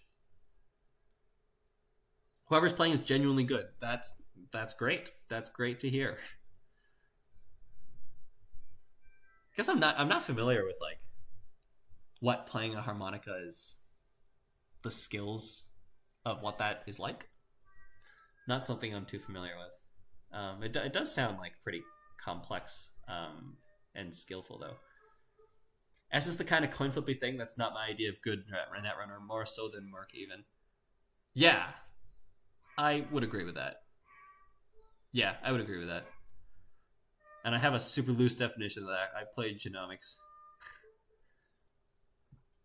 I mean, like IG is like what the problem is when you have a corp. It's hard to like have a corp that's non-interactive, because the runner can like usually figure it out somehow. You don't want to have a corp that's like reliant on the runner having tech. That's like two different things. Like if you're playing like IG and you're like, okay, I'm gonna res bioethics and do this and do that and have like face down cards and archives to increase the trash costs and have like hostile infrastructure. Like runners can, if you have like a like good econ in your runner deck, you can figure it out. Or maybe you like have to take the damage and like try to find agendas at essentials. There's like some counterplay there. The types of corps that you don't want to see exist too much is like corps that require you to have like some kind of tech in the deck building phase. So that's like whatchamacallit, the egg infusion. Loki Trace Monobiroid's egg infusion was like a deck where it's like, well, like you're gonna get grinded out if you don't have like a very specific way of dealing with this type of threat. Yeah, there's my response to all that stuff. Yeah, the clot area. I mean, yeah, that's another one, right? The Game Changer Sports Medal. Game Changer Sports Medal was like another deck where it's like, well, like you can't just like play normal Netrunner and you can't just like put any random deck in somebody's hands and have them play well and like do decently against this deck. Like in that matchup, you have to have like extreme burst accesses or data dealer. And like you don't like those are the types of corps that you don't want to see on the corp side. Because usually it's like you can interact in some way or another. EA's Mari? Yeah, I guess so. But like EA's Mari was like not that bad of a culprit of that. Like you could play, like I guss that was just an example of like, well, you have a corp who's. I'm gonna queue another game because I'm talking. Oh, I just copy and pasted somebody's email onto my stream, which is an email of a lawyer who does wills and estates law at Clark Wilson in Vancouver. So if you need to contact that person, there you go.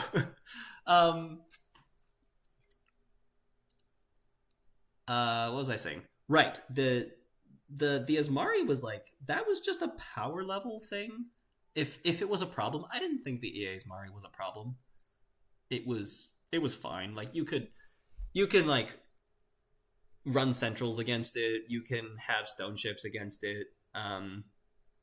You can like have a decent enough like have a decent enough like breaker situation that like I think when I played my lat, like I could keep up with the Asmari in the sense that like the time that it took them to establish a remote and put the re-education in there, I was able to run it. So I didn't find that was a problem. But if it was a problem, then it was a power level problem rather than a tech problem, I would say. Because the fundamentals of the EA Asmari was there, right? It was like install ice and score this agenda. I mean, like Neurospike re-education was a little bit uninteractive, but here we are. Speaking of here we are, we have another Essa.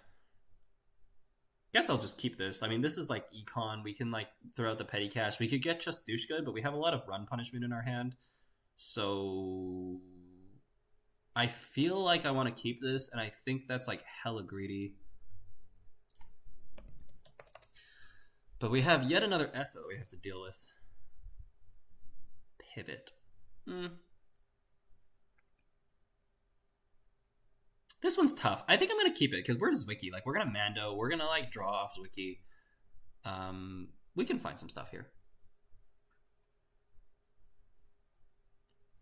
Drago and Keeling were maybe more problematic on the corp side. Yeah. Yeah. Like, I mean, Drago, again, a power level thing, though.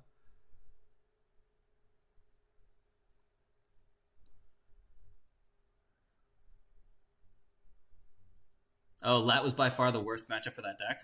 Fair enough.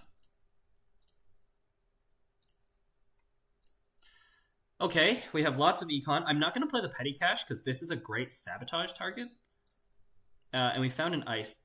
Now, the thing is, if Essas have cut Justushka, then maybe I don't have to respect it. So maybe we put this on a remote. Is that hella greedy? Probably is.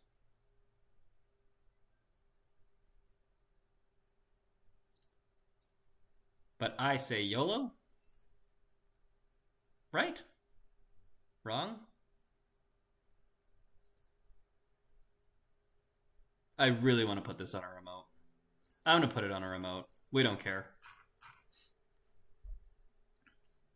Most of the time, people like they shouldn't just Dushka turn 1 anyways because it costs them like $3 whole and it's really expensive.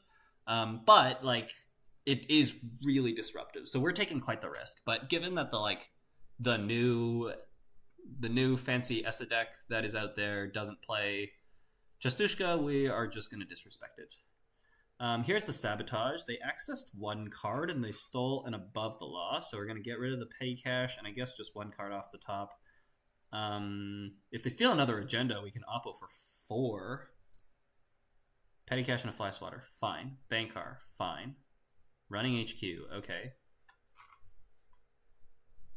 That's a weird run, running HQ. Okay, we definitely play the hedge fund. Thing is, if we draw an agenda, we would want to install fly swatter. We could wait for this oppo. I'm kind of inclined to do that. So we're actually just going to be patient here. And I'm going to play the hedge fund. Okay. Okay, this game is not going as well as the previous one, as you can see. Draw again. Sure. We're going to want the fly swatter. Just because... Yeah, I guess we're just going to keep building this remote. Once they steal another agenda, we're going to oppo for 4 tags, and then maybe we can just kill them. I think that's the line we're going for. Like, my ice is not... It's not the ice that we want for, like, central ice long term. So I don't want to just, like, put a tree line down and then have it get begamotted later. So if they're going to poke R&D for singles, it's either going to waste them a click or they're going to steal an agenda and turn on this oppo. So both seem fine for me. They saw the oppo, so that's a little unfortunate. Oh, they saw SDS drone deployment. Oh, we do love that. Okay. Oh, we do love that a lot. Okay, so we're gonna play this. Oh, that's also great. Okay, so we're gonna pretend that the offworld is the SDS, but also if we score the SDS, then the oppo gets turned on. I think I'm leaning towards protecting my agendas. That's tough. That's very tough.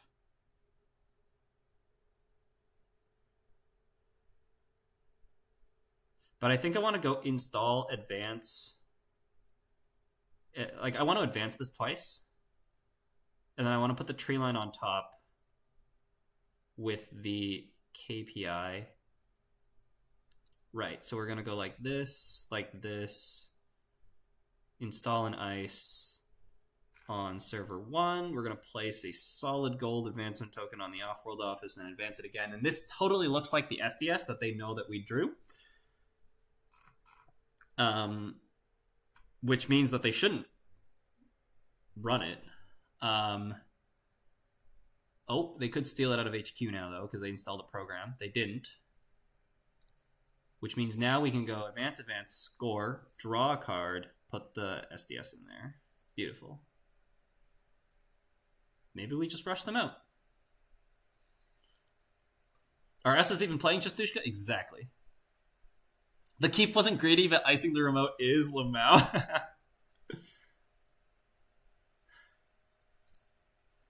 They don't have Fermentor yet. Okay, what's happening? Zenit chip to lose Ashen to core damage. Fine. The hammer's good. The KPI is also good. All of these cards are good. We're just losing 2 cards off the top. Sure. There's now an agenda in there. We can Spin Doctor that after double advance the SDS. Uh-oh. That, ladies and gentlemen, is a problem. But they didn't run archives, so it's fine. And they trashed the Fencer. They spent a click installing Fencer, and the Fencer didn't do anything. That feels great. The Oppo research is definitely getting played. And is the SDS getting advanced? I guess it's not.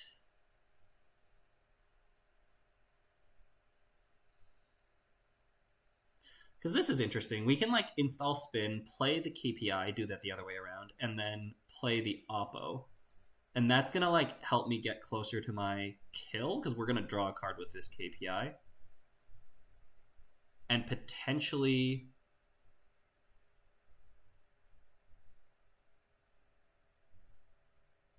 Well, no. Well, let's just play it and see what happens. We might advance the SDS, which is like kind of sus, but it's okay. Okay. We could install the hammer on R&D. It's just going to block R&D accesses.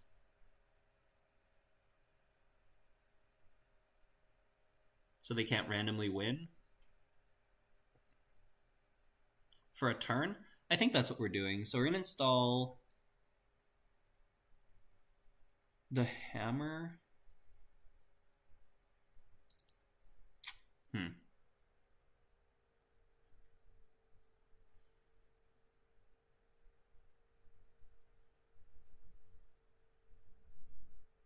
We're going to go to 12 here,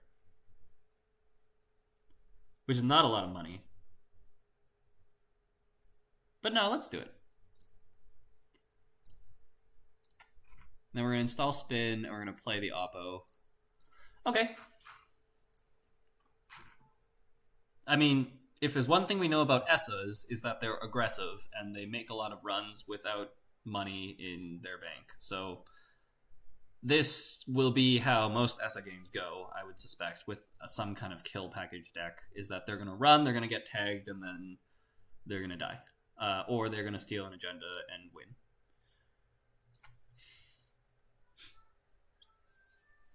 And I guess that's the game we're playing.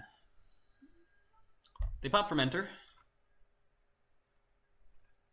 Draw a card. Trashing Mamie to core damage to play Finality. Okay. I guess we're milling 2 cards off the top because... Well... If there's an agenda there, then it's not there anymore, but it doesn't make too much of a difference. We can res the hammer. That's probably going to kill them if they don't win off this access, so let's do that.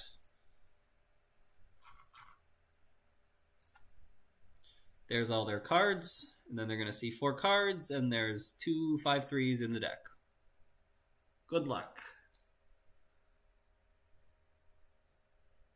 Nope, nope, and there it is. All right, good game.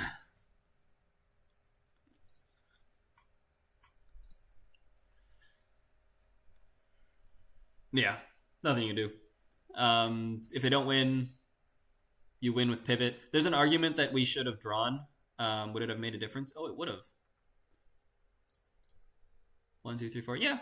I think like we should have res the Spin Doctor. Because we don't want the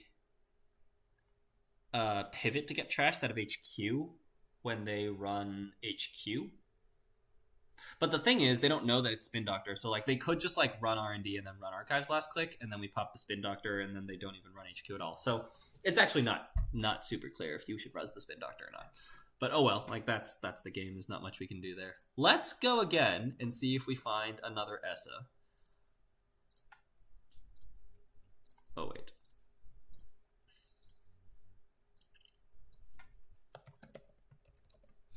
If we find another Essa, then that is just disappointing.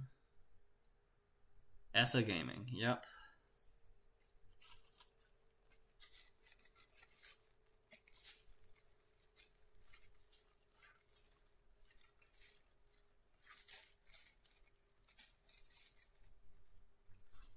the extent to which I've played Essa is just like to test against it, like both playing corp against it and also playing runner to test a corp,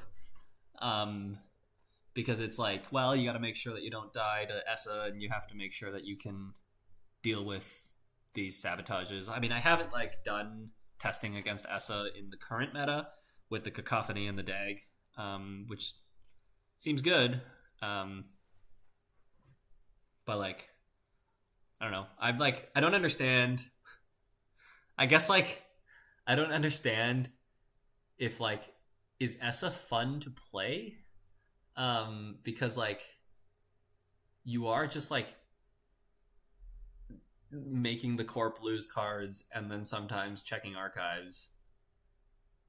And most of the time you can't run the remote because you have like, whether or not you can run a remote is just completely dependent on if you have Bankar and Botulus, and maybe you've installed your Begamot, which is like there's 2 Botulus and 1 Begamot. Maybe there's a little more. That was always the case, right? It's like that deck only ever played Botulus and Begamot. It was more interesting with Lamb and Begamot because then you could like get money and convert your money into breaking power.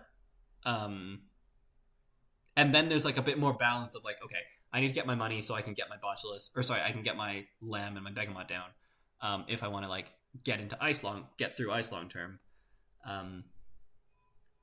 But yeah, if the deck is just triggering sabotages and then running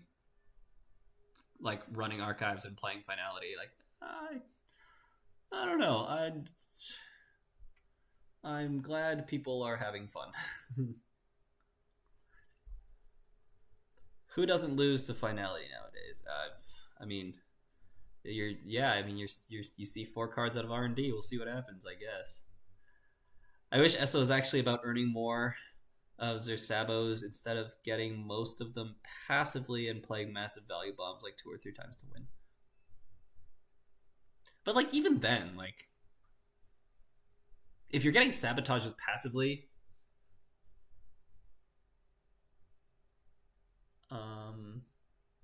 like, I guess what I'm saying is like, if you're getting passive sabotages, that's cool if it's passive enough that like there's pressure on the corp being like, okay, if I like don't make a push to win the game by X number of turns, then the sabotage is going to be too much and I won't be able to win, or like my odds are going to be very low because the passive sabotage will be hitting me throughout the course of the game. And that is the case in the Mulch deck that played 1 copy of Augustina. That is what cool passive sabotage is. But like, if you have too much, then like there's not even room for the corp to make that decision. Like, there is at no point in that game where we like, all right, like if we get passive sabotage too much, or like if we don't make a push to win the game soon enough, then too much sabotage is going to win them the game. Like, it's just like, I can't make a push to win the game unless I neglect all of my centrals. And then it's like, even if I do that, like your sabotage is still going to like throw cards in the bin, and maybe you play finality. Yeah.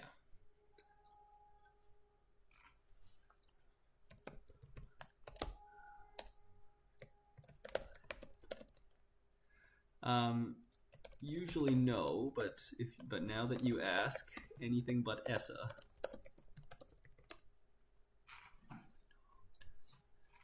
All right, looks like we're gonna get a non-Essa game. I just don't like the way Noise or Essa implement mill, where you play net installer and try to cash out a few times. Yeah, exactly. Phoenix is a cool passive sabotage. Yeah, Phoenix is a cool passive sabotage. I agree with that. Phoenix is like, yeah, like Phoenix is you've got like some extra HQ pressure, and like the corp has to figure out how to navigate that. I like that. Okay, I have not seen this ID played at all before. First time seeing this ID get played. All right, so as a reminder to myself, what this ID does. Once per turn, I can spend a click to install a card from my grip paying 2 less. When you install that card, suffer 1 mate damage. Okay. This hand is great. Petty Cache, Fly Swatter, Anthill. Petty Caches are like so good in this deck. Because you get to play them across multiple turns, and it sets up your Zwicky triggers on turns where you don't have a click to play an operation. Very good. This is my proof of concept for can this work. All right, well, let's see. I'm playing an Honest Corp. So this will be like when you're testing runners, you want to test against Honest Corps just to see if the deck, as the runner deck itself, can function as a baseline. And that's what we're playing. So this will be useful to figure that out. As is fun in the same way a slot machine with house money is fun.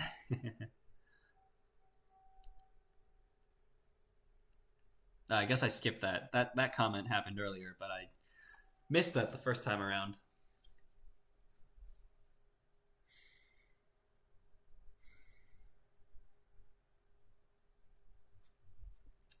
I'll likely make this last game because I probably have work to do. I haven't even looked at what I need to be doing for the coming week. Another Petty Cache. Wow. Okay. And yeah, like, we'll just play these with our clicks, I think. Pivot. Sure. We can install the spin and, like, get the Basalt Spire out of here, but I also want to just, like, jam the Basalt Spire if we can find a piece of ice. It's not clear. Let's throw a spin out there and draw 2 cards. Okay, so I guess we're throwing a Basalt Spire out. Fine. We can play this Gov Sub, I guess. It's a weird hand. We only drew 1 piece of ice, and we've seen 12 cards out of our deck. Really weird. Now, I kind of don't want to res this, because everybody's playing Fermenter, right? Like, this deck could be playing Botulus, could be playing Audrey. I'm kind of inclined to just give this to them.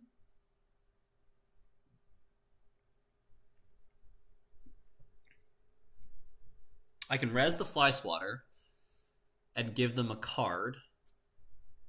Or I can not res the Fly Swatter, don't give them the card, and they can spend a credit to take away 4 credits and a card of mine.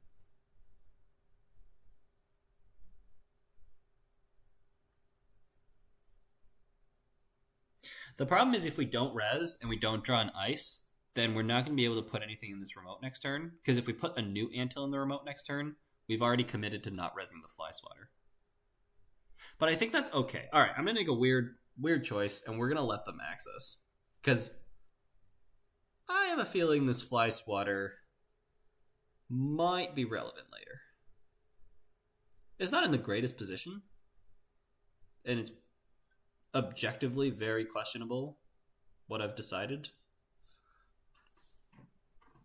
Rising Tide, okay. Winchester is not the ice we're looking for.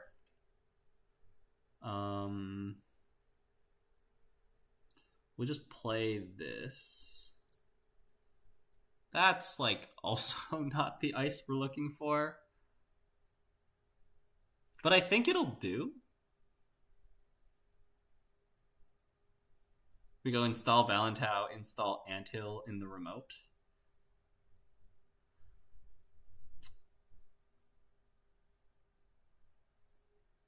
It's not ideal.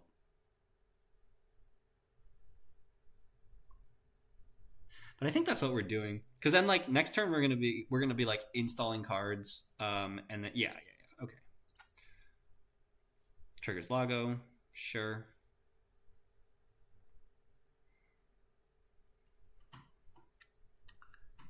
Lost the buffer drive. So there's a 1 in 4 in HQ here,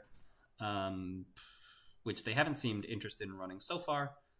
But if we lose it, we can pivot for Oppo, so like that's a thing. We can also pick up the other basalts and put that in there if we want. Lots of lines open if they steal it.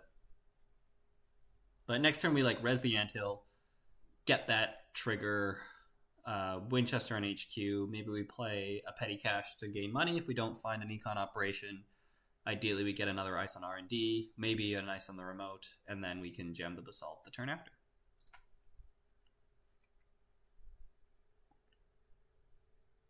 Petty cache is good. General card is just nuts TBH. Yeah, it's quite good. I like it. It's like it is a different spin on hedge fund. In that it gives some flexibility when you just like have it in the bin. It's a very well designed card, except for the fact that Nebula exists.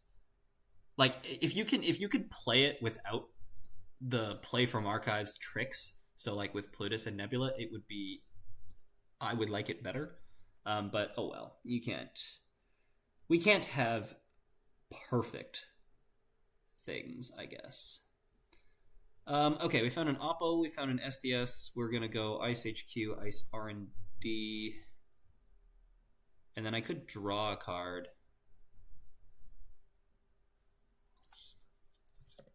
It's just all three of them.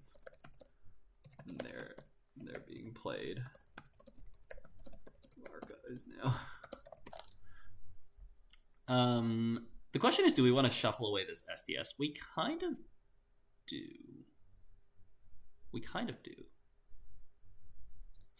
But like we don't.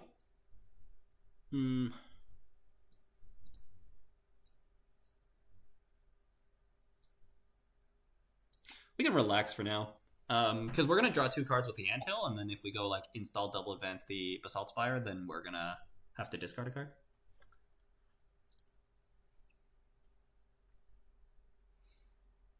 Assuming the Spin Doctor is still around, which it might not be. Sorry, Sokka, I'm technically on Lucy's team. This game got to rep the UK. Fair enough. Stunship makes me assume it's bling. Oh, that's a good shout. Don't need the money on Anthill, but I do kind of need the card draw. Yeah, totally. I like not resing there. Nice. Thank you for the support. I think it seems to have been okay, although they have a buzzsaw now, so that's like a little awkward.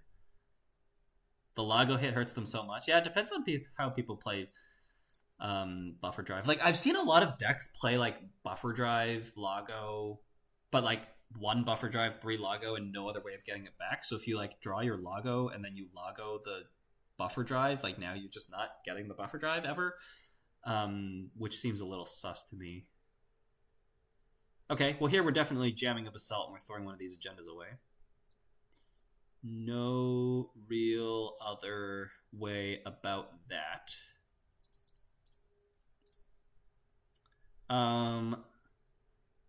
The SDS is like good. They haven't shown us any other programs. The Basalt Spire could also be good, but we probably only need to score 1, and the SDS ability is probably going to be better after that, unless they come in and steal this Basalt, but I don't see them doing that, because that Valentau is hella expensive. So we're going to take the risk and throw out the Basalt Spire. I think if you want to be like very risk-averse, you could throw out the SDS and keep the Basalt just in case this one gets stolen. But my read on their situation is that they shouldn't be able to get in here with this Valentau, which is really expensive.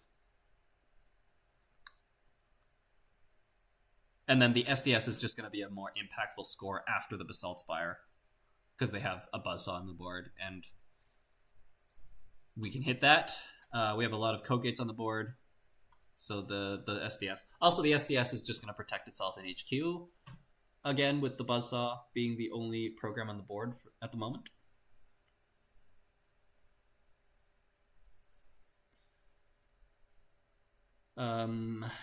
Playing Strike Fund. Having a second twinning counter. Popping the other stone ship. So our kills are online. Once the situation comes about, there's not going to be stone ship protection. And then we're running the Spin Doctor. Sure, that's like, we like seeing that because that's just a waste of a click. Well, it's not, because it makes me shuffle the agendas back, which is very, very real, and you should do that. But in the situation where I'm trying to score and like also present a kill threat, tempo is very important. So the fact that they are running the remote is good for me, but is not a mistake.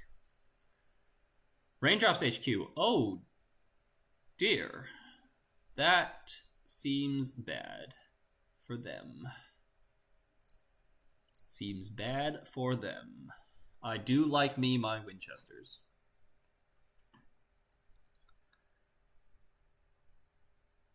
But it's going to draw them a bunch of cards.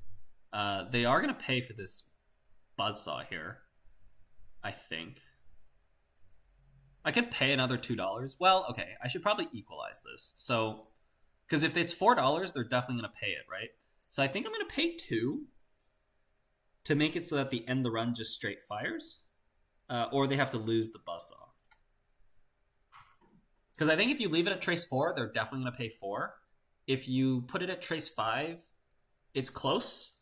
And then if you make it trace 6, like now it's much more awkward for them because they only have $2 remaining, so that this Winchester is just going to end the run at the end of it, and they're going to spend $6 whole. And I do want to trade money with them right now because Oppo is going to come at some point. And my econ is very, very good.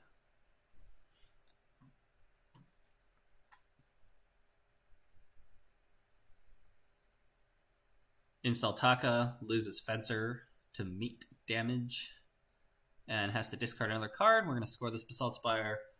I have to throw out a card, which is unfortunate. But such is life. If we drew a KPI there, that would be ideal. Is it the spin?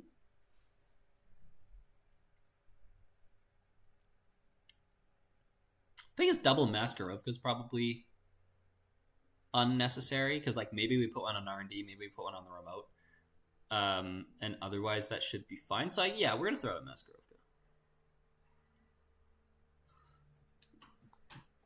because most of our threat is going to be in the kill cards now that we have Basalt scored, and Ice is just going to cost us money.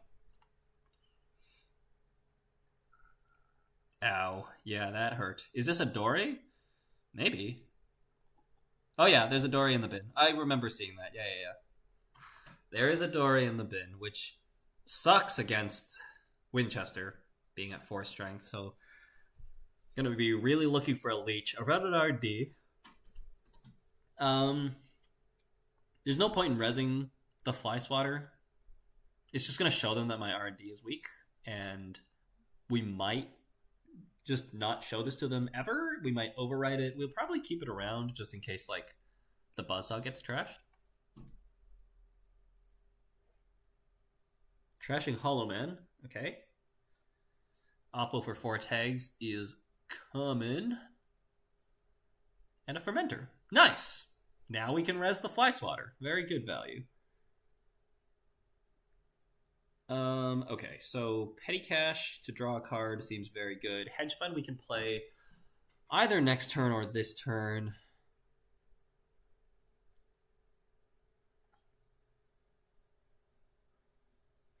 We can go like install SDS, install Spin Doctor, Oppo, pay 7. Don't love it. But it's a line. We probably play the Hedge Fund because we have another Petty Cash in the bin that we can play next turn, and like just pivot for end of the line. Basalt for end of the line is just game. We can't play Measured Response yet because we're not at threat. But like this should be good enough.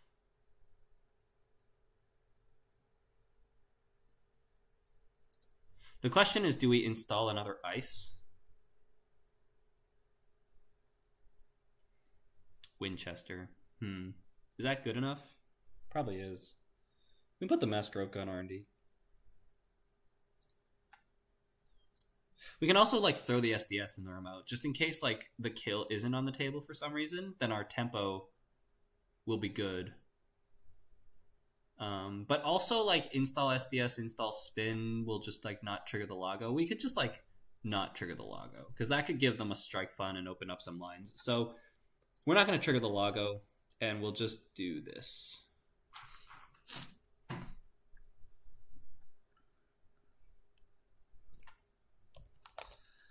Yep. That's what I get for not watching the stream. Exactly.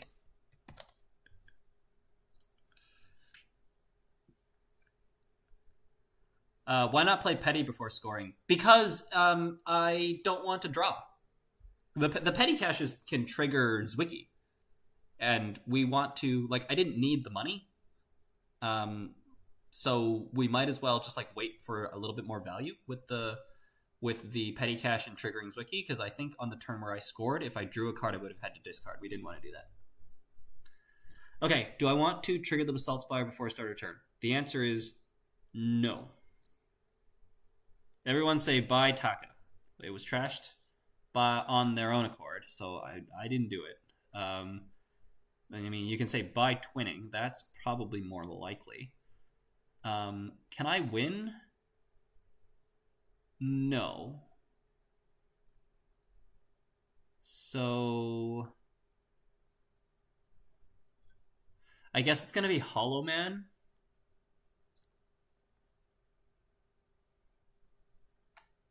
The problem is I don't want to actually like pick up the Hollow Man, because that's going to cost me my Basalt counter, and I kind of want the Basalt counter for the Oppo and also for whatever I get with Pivot. Let's play this first. We'll see what we get. Okay, that solves that problem. So trash twinning, install Hollow Man, install SDS seems very good.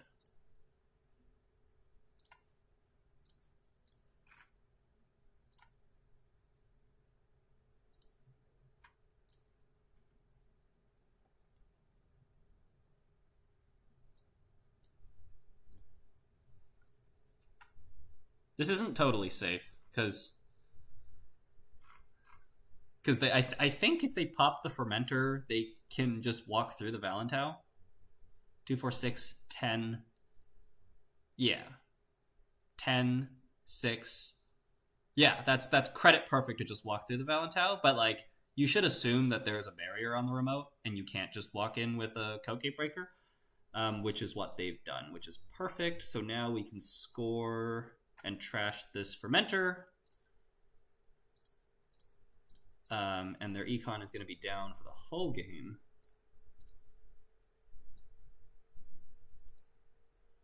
The Hantu's fine. Like, they can break through the Winchester, which is like unfortunate, but it will deal with it. We don't have the money for Logjam this game anymore. Top decking KPI will win me the game.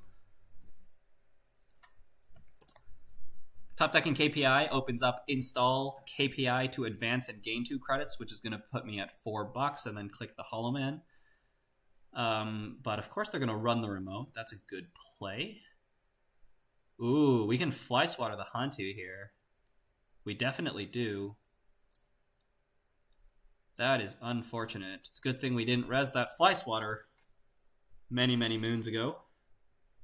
Although we would have 4 extra credits and an extra card.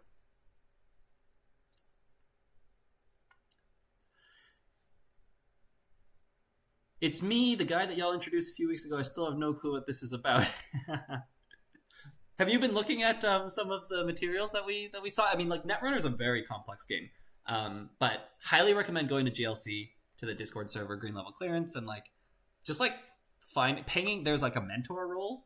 I think it's the mentor role, and you can find somebody. Just like get in a voice call with somebody.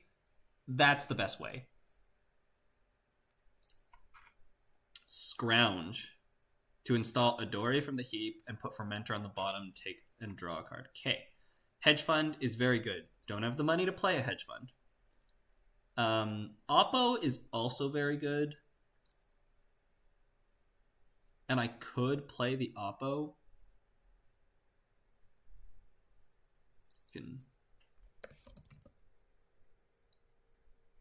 You can undo it if you want. Would have to be manual because it doesn't allow undos across turn starts now. Are they just tunneling centrals with twinning? Maybe. This also is max twinning denial, which is good because we can potentially kill it next turn. Yeah, exactly. Killing in Paladin seems ruining twinning in Paladin. There seems to be no rush. Yeah, exactly. Okay, nice. They've installed a Rising Tide. Sure.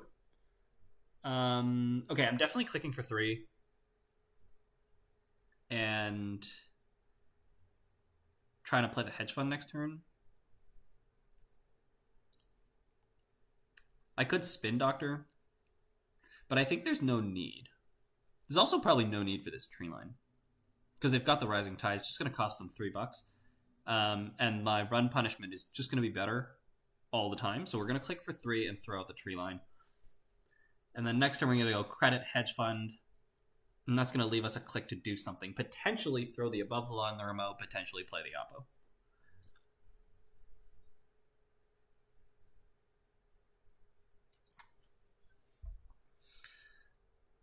Oh yeah, update about European megacities is that I'm not playing in it because they found out it starts at 1 a.m. and like 1 a.m. is the worst time.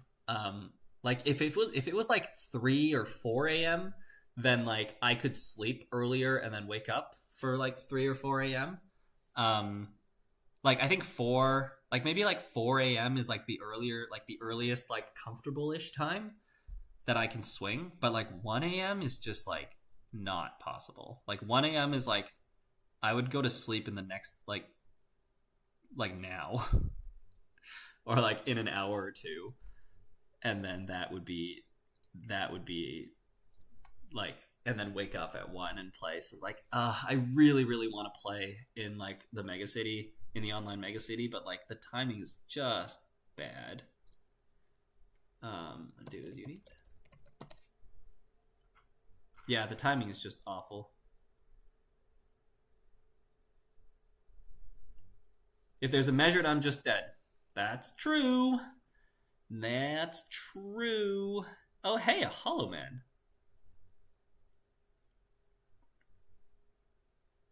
Okay, well, I mean, we're always playing this hedge fund, and then we might install this above the law. Let's see what happens. Oh, hey, I'm measured. Okay, so I guess it is install above the law, and then they run, and then we res Valentau. And then I go down to 4 credits, and they actually, like, just don't have enough. Like, they have to take an extra $1 to get through here, which they might.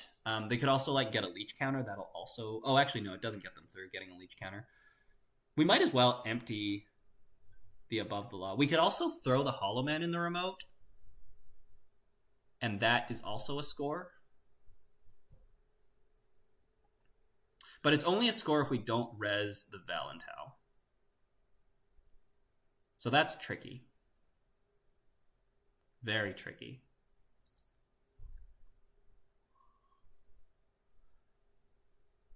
Very tricky. What do we do?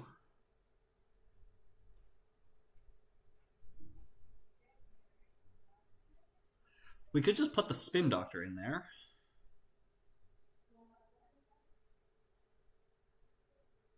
There's still 3 KPIs left in the deck, which is a lot of KPIs. There's 2 more Gov subs, and there's a hedge fund. So there's a decent amount of money left in the deck. They should be running here, right? Don't have an econ card. If they get an econ card, then like stuff just fires, and then... Okay, so I guess we're going to put the Hollow Man in, because I think they should be running, and the Hollow Man is a thing that they should be trashing. This is like the middle ground play, right? Where if they ignore it, we can win, and if they run it, we don't lose an agenda. The downside of this line is that if they run the Valentau and I res, and they... Okay, so this... And the other downside is that if they pinhole, then I'm not gonna be able to score, whereas if it was above the law, I might have just been able to score it. So there's the other downside. But this is going to turn on oppo and measured response. They're going to play a strike fund. That's going to keep them safe. HQ run is coming next turn.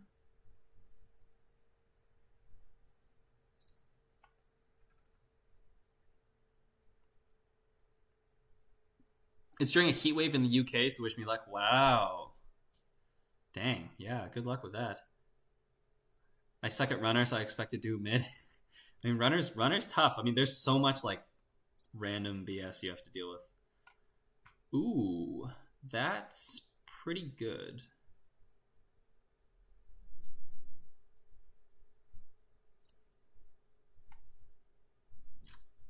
Kind of running out of econ.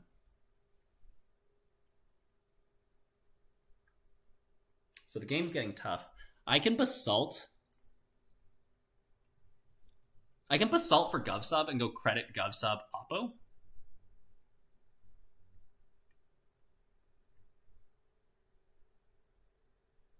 It's probably the line. It's probably the line.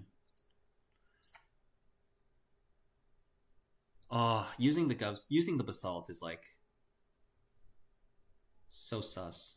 Because then we can't double measured response.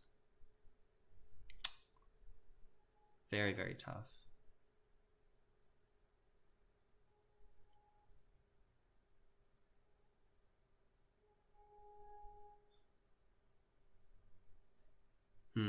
Thinking. It's a tough game. Very, very tough game. This run on HQ is coming. So we really want to clear this above the law out of hand.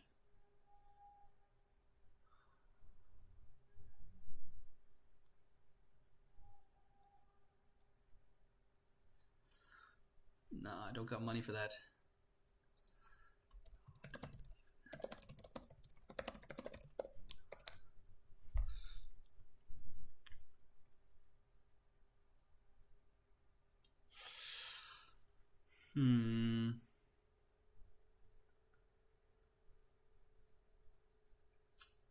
Okay, I feel like we have to put this spin in the remote. That's one thing that has to happen. The question is just, do I play the Oppo or not? I feel like we don't.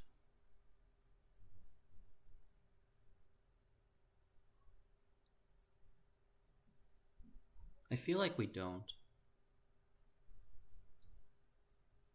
Because there's only so many Oppos I have. Oh, that's tough. I mean, I could like shuffle one Oppo back in a hedge fund. And we just give them 2 tags. That might be a good middle ground. Yeah, that's what we'll do. Okay, we're going to go install. It's going to get a logo trigger. And we're going to go credit. And we're going to go small Oppo. Don't have the money for this, but like, it's going to hurt them economically a little bit. And then, so the reason I don't want to big Oppo for 4 tags is because I want to res this Valentau. And when I install a card in the remote, they should run the remote in the vast majority of cases. And I want to have the $5 to be able to res this Valentau, because this is gonna be what's gonna tax them throughout the rest of this game, more so than paying $5 to give them 2 more tags.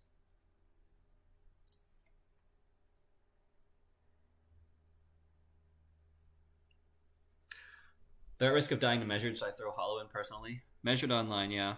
Why GovSub over hedge is just an extra $1. Can we pivot or econ, or do we need it for some kill? Yeah, we could pivot for econ. Yeah, the another pinhole sucks. But oh well. No econ, okay. And then we shuffle an Oppo and a hedge fund back. But they play second pinhole. So, which is unfortunate, because like I think when we installed the Hollow Man, if it was yes. Sorry. Yeah, I should have waited until they like committed to accessing before. Yeah. That's totally right. Ooh, okay. So they don't die here to double measured because they have an event in hand that's going to trigger the Anacam, and then the Stone Ship's going to draw them 2 cards. So the game is still on. Oppo is not on. I could install the above the law and go credit, but the problem with that is if my gamble doesn't work, then this government subsidy doesn't get played.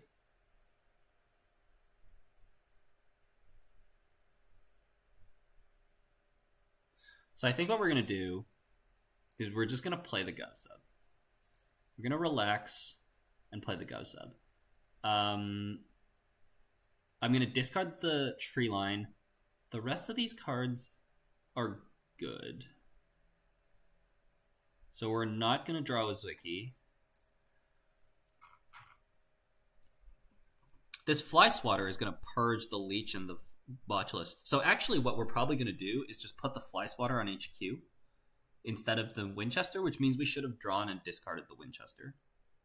So that was a misplay. I should have drawn and discarded the Winchester. Because the Fly Swatter is good enough on HQ. Yeah. But the other thing is we might just hit the manual purge button, especially with this fermenter install. We'll see. KPI, sure.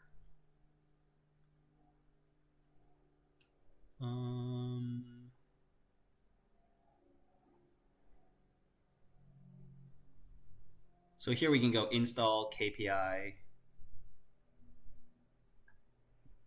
to gain 2 credits and install an ice. Yeah.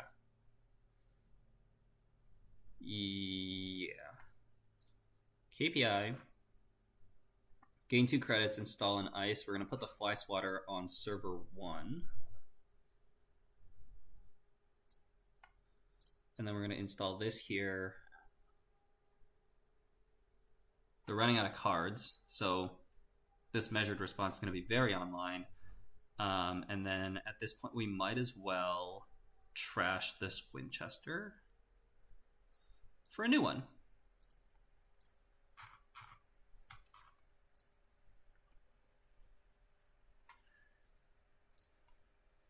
Pivot for econ. So Rohit, the problem with pivoting for econ, that's a very good call. I didn't really consider it. Maybe justifiably, maybe because I'm overlooking it. But the pivot plays a very key role in this deck. There's a 3rd pinhole. Holy smokes. Okay. The thing about the pivot is that this deck is very limited kill pieces. There's 1 public trail, 2 oppos, 2 end of the lines, 1 measured response. So like the deck really relies on Basalt Spire to pick up like the 1 copy of measured response, and like maybe like you only find 1 end of the line and you have to pick up the other one. But in addition, it relies on this 1 copy of pivot to be flexible and to find the killed piece that you need in a given situation. So that's why I'm really, really hesitant to play the pivot. Because like consistency in finding our kill pieces is a flaw in this kill threat that I'm presenting.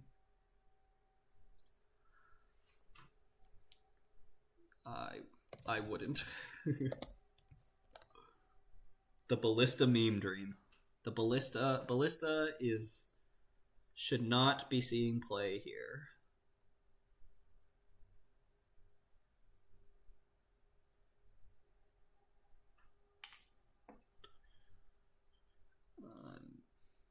Yeah,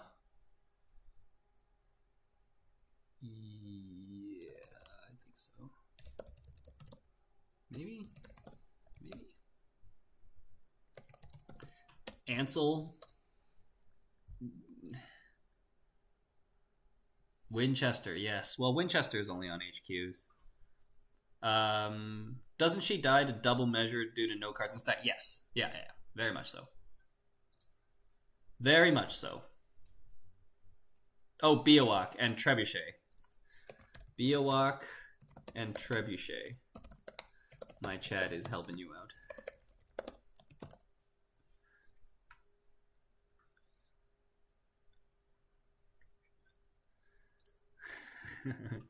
Biowak and Trebuchet, yes. Yeah, she's thinking it through. It's good stuff. You like to see that. What else is there? There's got to be like some other sentry in the run, right? All right, so the only way I can win this turn is if there's an agenda on top of deck. I think I've concluded. That makes sense.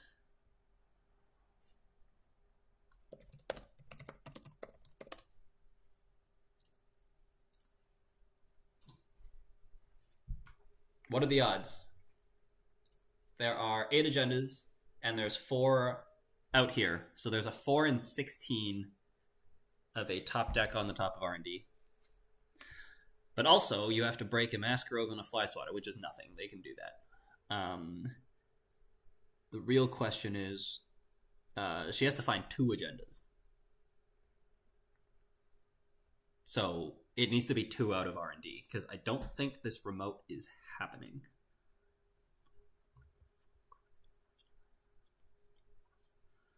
But let's try. All right. Click for $4 makes sense.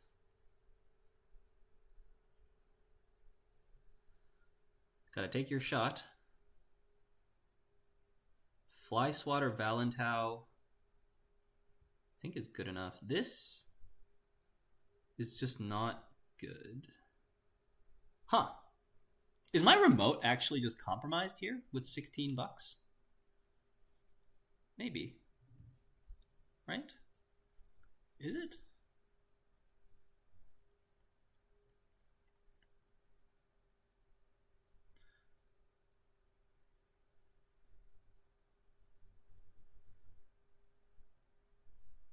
This cost me 7. Oh no, I'm okay. I'm okay. Yeah, it just needs to be 2 snipes off the top of R&D. I don't think I'm doing anything. So we're just, because right, this is 3, 6, 9, 10, 11, 12, and we shouldn't res because we want to be able to res these things, right? If I res this, okay, so if we res this, we go to $14, and she breaks and goes to 10, and then we res the other Fly Swatter, we go to $12, breaks and goes to 9, and then I spend 5 to res the Valentau, which is enough to end the run. So I can technically res this. Now, the problem is if I res and she bounces and runs the remote, then I've screwed myself, have I? Thinking. Because if I res this and she bounces and runs the remote, that puts me at 9 credits after the res. Which means that the Valentau has to be broken or it ends the run. And she goes boost 3 times, 3, 6, 9, 10, 11. And then she gets in. So I actually can't res this ice. I just can't res it. 1 credit difference, can't res. Because if I res and she goes bounce, run the remote, then the Valentau doesn't end the run anymore. Or, well, sorry, it does if I don't res this Fly Swatter. But if I don't res the Fly Swatter and res the Valentau, she has exact credits to break all of it.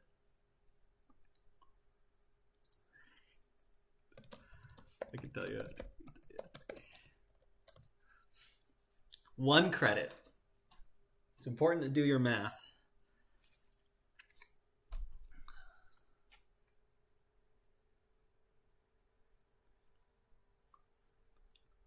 You can res all ice and still score. Yeah, it's about the Valentau. Valentau is Texas, not just ETR. Yeah, exactly.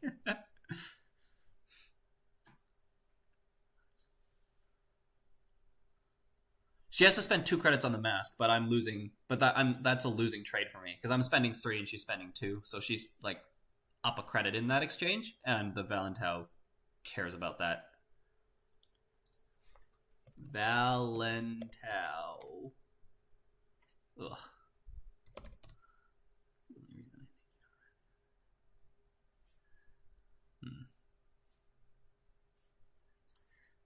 It's a 5-6. Gain 2, lose 2, ETR if I have more money.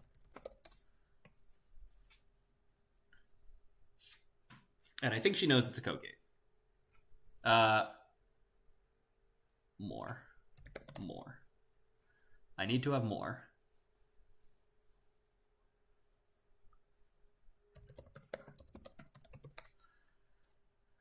More. No ETR if equal. Yeah, she's figuring it out. She's figuring it out. It's not an agenda. You know what you need to do. She needs to run the remote.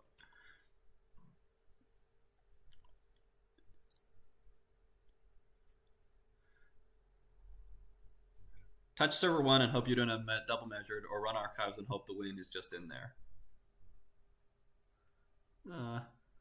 I can basalt if win is in archives. Alright, here we go. So here's the fly swatter, which has to be rezzed because of the leech counters. And then you have to break. And then here's the Valentau. And then we're one short. One short. I believe you are one short.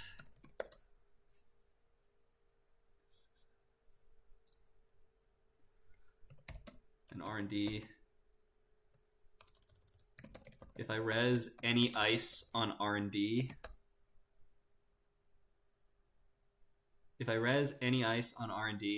then you can bounce and run the remote.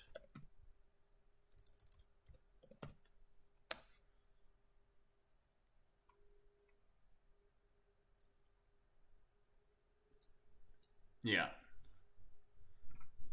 So that's tight. If I res any ice on R&D, you can bounce and run the remote, and there's the 1 credit difference. Because if this fly swatter wasn't on the remote and it was on R&D, then they didn't have to pay the $1 to break the fly swatter.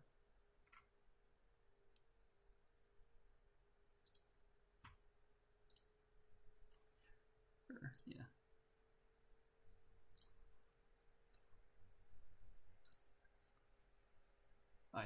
I mean, we know that this is above the law, so it's fine.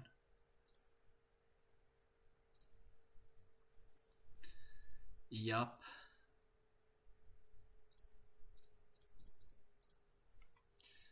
GG.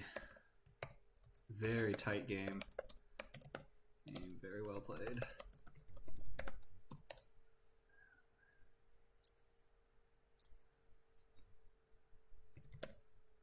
Lots of threat navigation.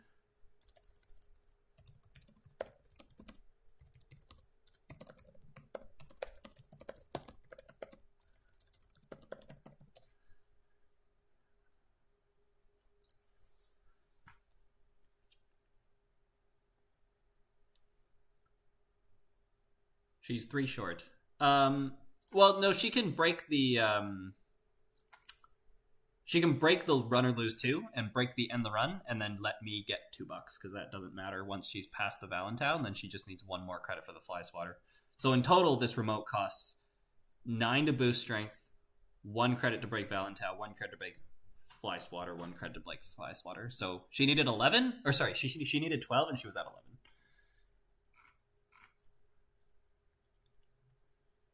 This deck is called a measured response to the kill meta. Averting the win after losing the 20 is always going to be very uphill, though. Yeah. Yeah, tough to just get singles. Can you check top of R&D? I want to know if twinning would win. Well, she accessed an end of the line. And we have a Gov sub and a Basalt Spire. So no, it wouldn't have won. Because that's not enough points. But there is an agenda there.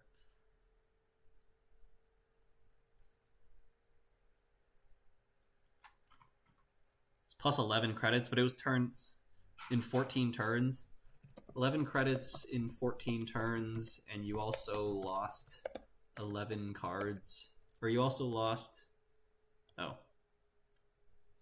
Catch the stream on the VOD. Yeah, I mean, you know, Lucy, if you hear this, I guess I don't understand how it was plus 11 credits because you pay 2 less. Oh, you installed a Mamie with one of them. So, yeah, it was plus 11 credits, but you lost 6 cards over the course of 14 turns is like, yeah, that definitely does feel bad. I think your ID... Usually, if you're trying to just get value out of it, should get you more than that. Like, the gold standard is just a credit a turn. So, you know, just Hashiko is like if you flip back and forth with Hoshiko, you're getting a card and a credit every 2 turns. And here we got 11 credits over 14 turns, but we also lost 6 cards, which is quite a bit. Which is unfortunate. I think it's a cool ID. Yeah, exactly. It's worse than Ashiko. All right, friends. Thanks for hanging out. I've played a couple extra games, and I am going to call it there. Yeah, I'm not going to post these lists. I don't know. I mean, I guess I could post the Dive Meg. I'm going to leave this wiki deck unposted because, again, it's a deck that I've been working on with somebody I'm coaching, and I'll let them do a post at their leisure whenever they want. So I'm going to leave that. I guess I can post the Deep Dive Mag. It's nothing special. Like, I'm just playing Knick-Knack and Shaper cards, and I'm not playing environmental testing because the econ from environmental testing is not necessary if you can just get like econ off Knick-Knack triggers and a couple clean getaways. That's about it. In terms of the tournament, I didn't talk about this at all, but I did. I said that the points are a little weird. Also, I don't know what happened between Augustus and Rust Rider. I'm surprised that they played and they didn't ID, but this is a very casual tournament and it's about just jamming games, so I can see that.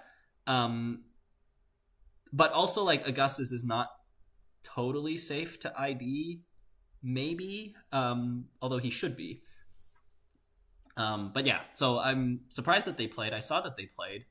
And then Rust Rider swept that, which is good for me because Rust Rider is on my strength of schedule list and Augustus is not. And it also means that when I shoot up here after my sweep, it'll put me more likely in a top 4 position when we cut to top 8. So that's kind of the tournament update. Yeah, as I said, like, usually when you see standings like this, you see like a couple at 27 and then like more at 24, but here's just 3 at 27, 3 at 24, which is really weird. And then you should expect like 10 people at 21, but there's only 5. So that's really, really odd. I've never seen a tournament like that. And then like most of the people are at like the bulk, the big pack of people is at 18. But it might be because we're doing like it's like an 85 person tournament with a top 8 double-sided Swiss, bunch of rounds. I don't really know how that works, and I don't know if the format that we've chosen in terms of number of rounds and cut size is standard, so that might have something to do with it. As can get 1 credit per turn and is better. Yes. Thanks for the stream. Yeah, my pleasure. I've been enjoying these. Getting lots of comments from you guys about that you're enjoying like the little series that I've got, and it's like a good motivator for myself to just stay on top of things and play games and get some streams out there. And it's always nice to have some time to kind of like play some extra games before and afterwards. I was doing so well and then bricked hard against Jai and then lost my 2-for-1. I saw that you were doing well. I don't know what happened recently in terms of your results, but I think I remember you played against Jai and I remember seeing the sweep. Unfortunately, I was cheering for Jai because Jai is on my strength of schedule list.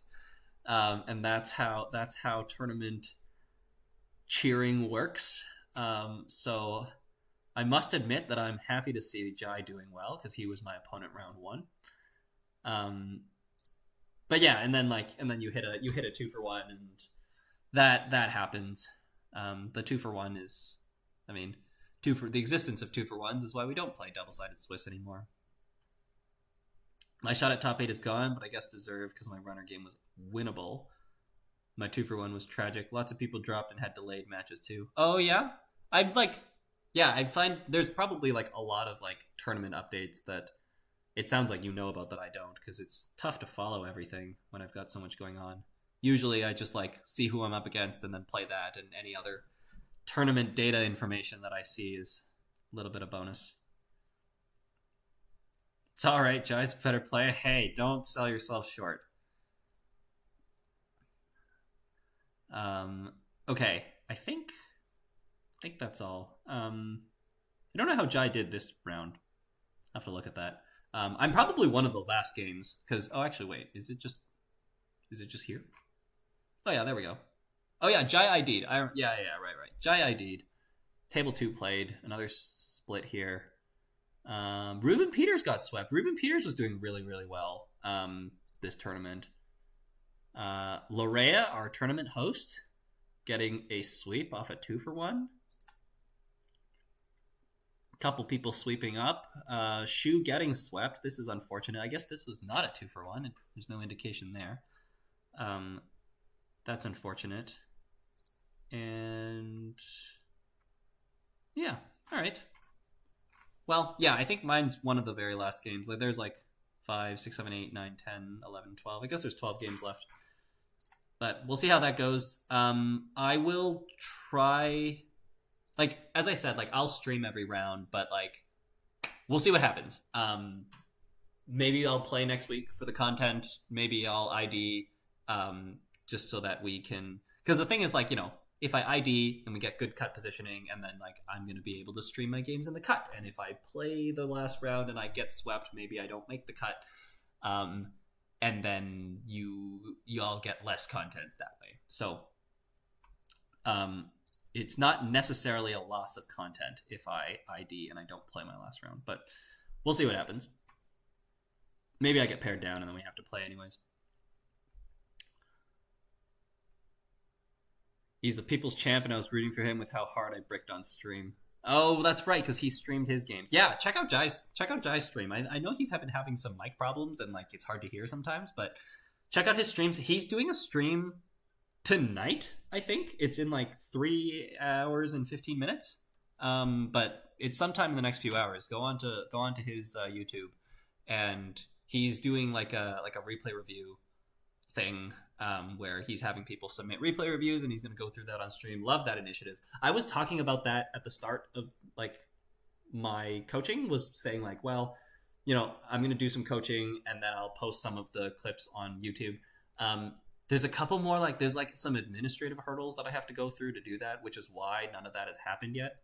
And by that, I mean like I think first, when you're doing like a coaching session, like he's going to do like replay reviews, which is just him talking about a replay, which is like much easier to just post.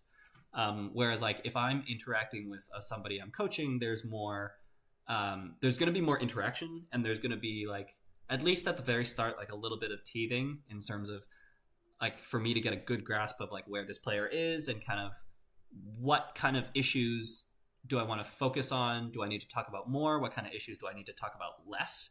Are things that I have to like figure out at the start of like a teaching relationship. So things will get a little easier for like a third party to watch if I post sessions that are later rather than like sessions where we just started. That's my excuse. The real like administrative hurdle is that like just like, you know, making sure that everybody involved is comfortable with it. So the person that I'm coaching, and also equally importantly, the person who the replay is up against. Like I have to reach out to them and kind of like see if they're okay with me and the other player like analyzing the game on a video on YouTube. So yeah, a couple things that I just haven't quite gone about and done, but potentially things to come, although like maybe not, especially if like Jai is already doing some like replay review content, then like maybe I might not post my sessions, but I don't know, we'll see what happens. All right, okay, if you stuck around for this long after me saying that I was going to call the stream, thank you. And I usually just like ramble a little bit at the end about random updates, so yeah, thanks for hanging out. Lots of people joining in and chatting and interacting and watching, so love that. Yeah, thanks for y'all's support, and I will see y'all either next week for round 7 or the week after for the cut. I assume the cut is the week after. Yeah, good luck for those playing in the European megacity. I'm sad I can't make it for the time zones, but such is life. I might go to the LA megacity. We'll see. I need to work that out. That one's in person. But okay. All right. Catch you guys later.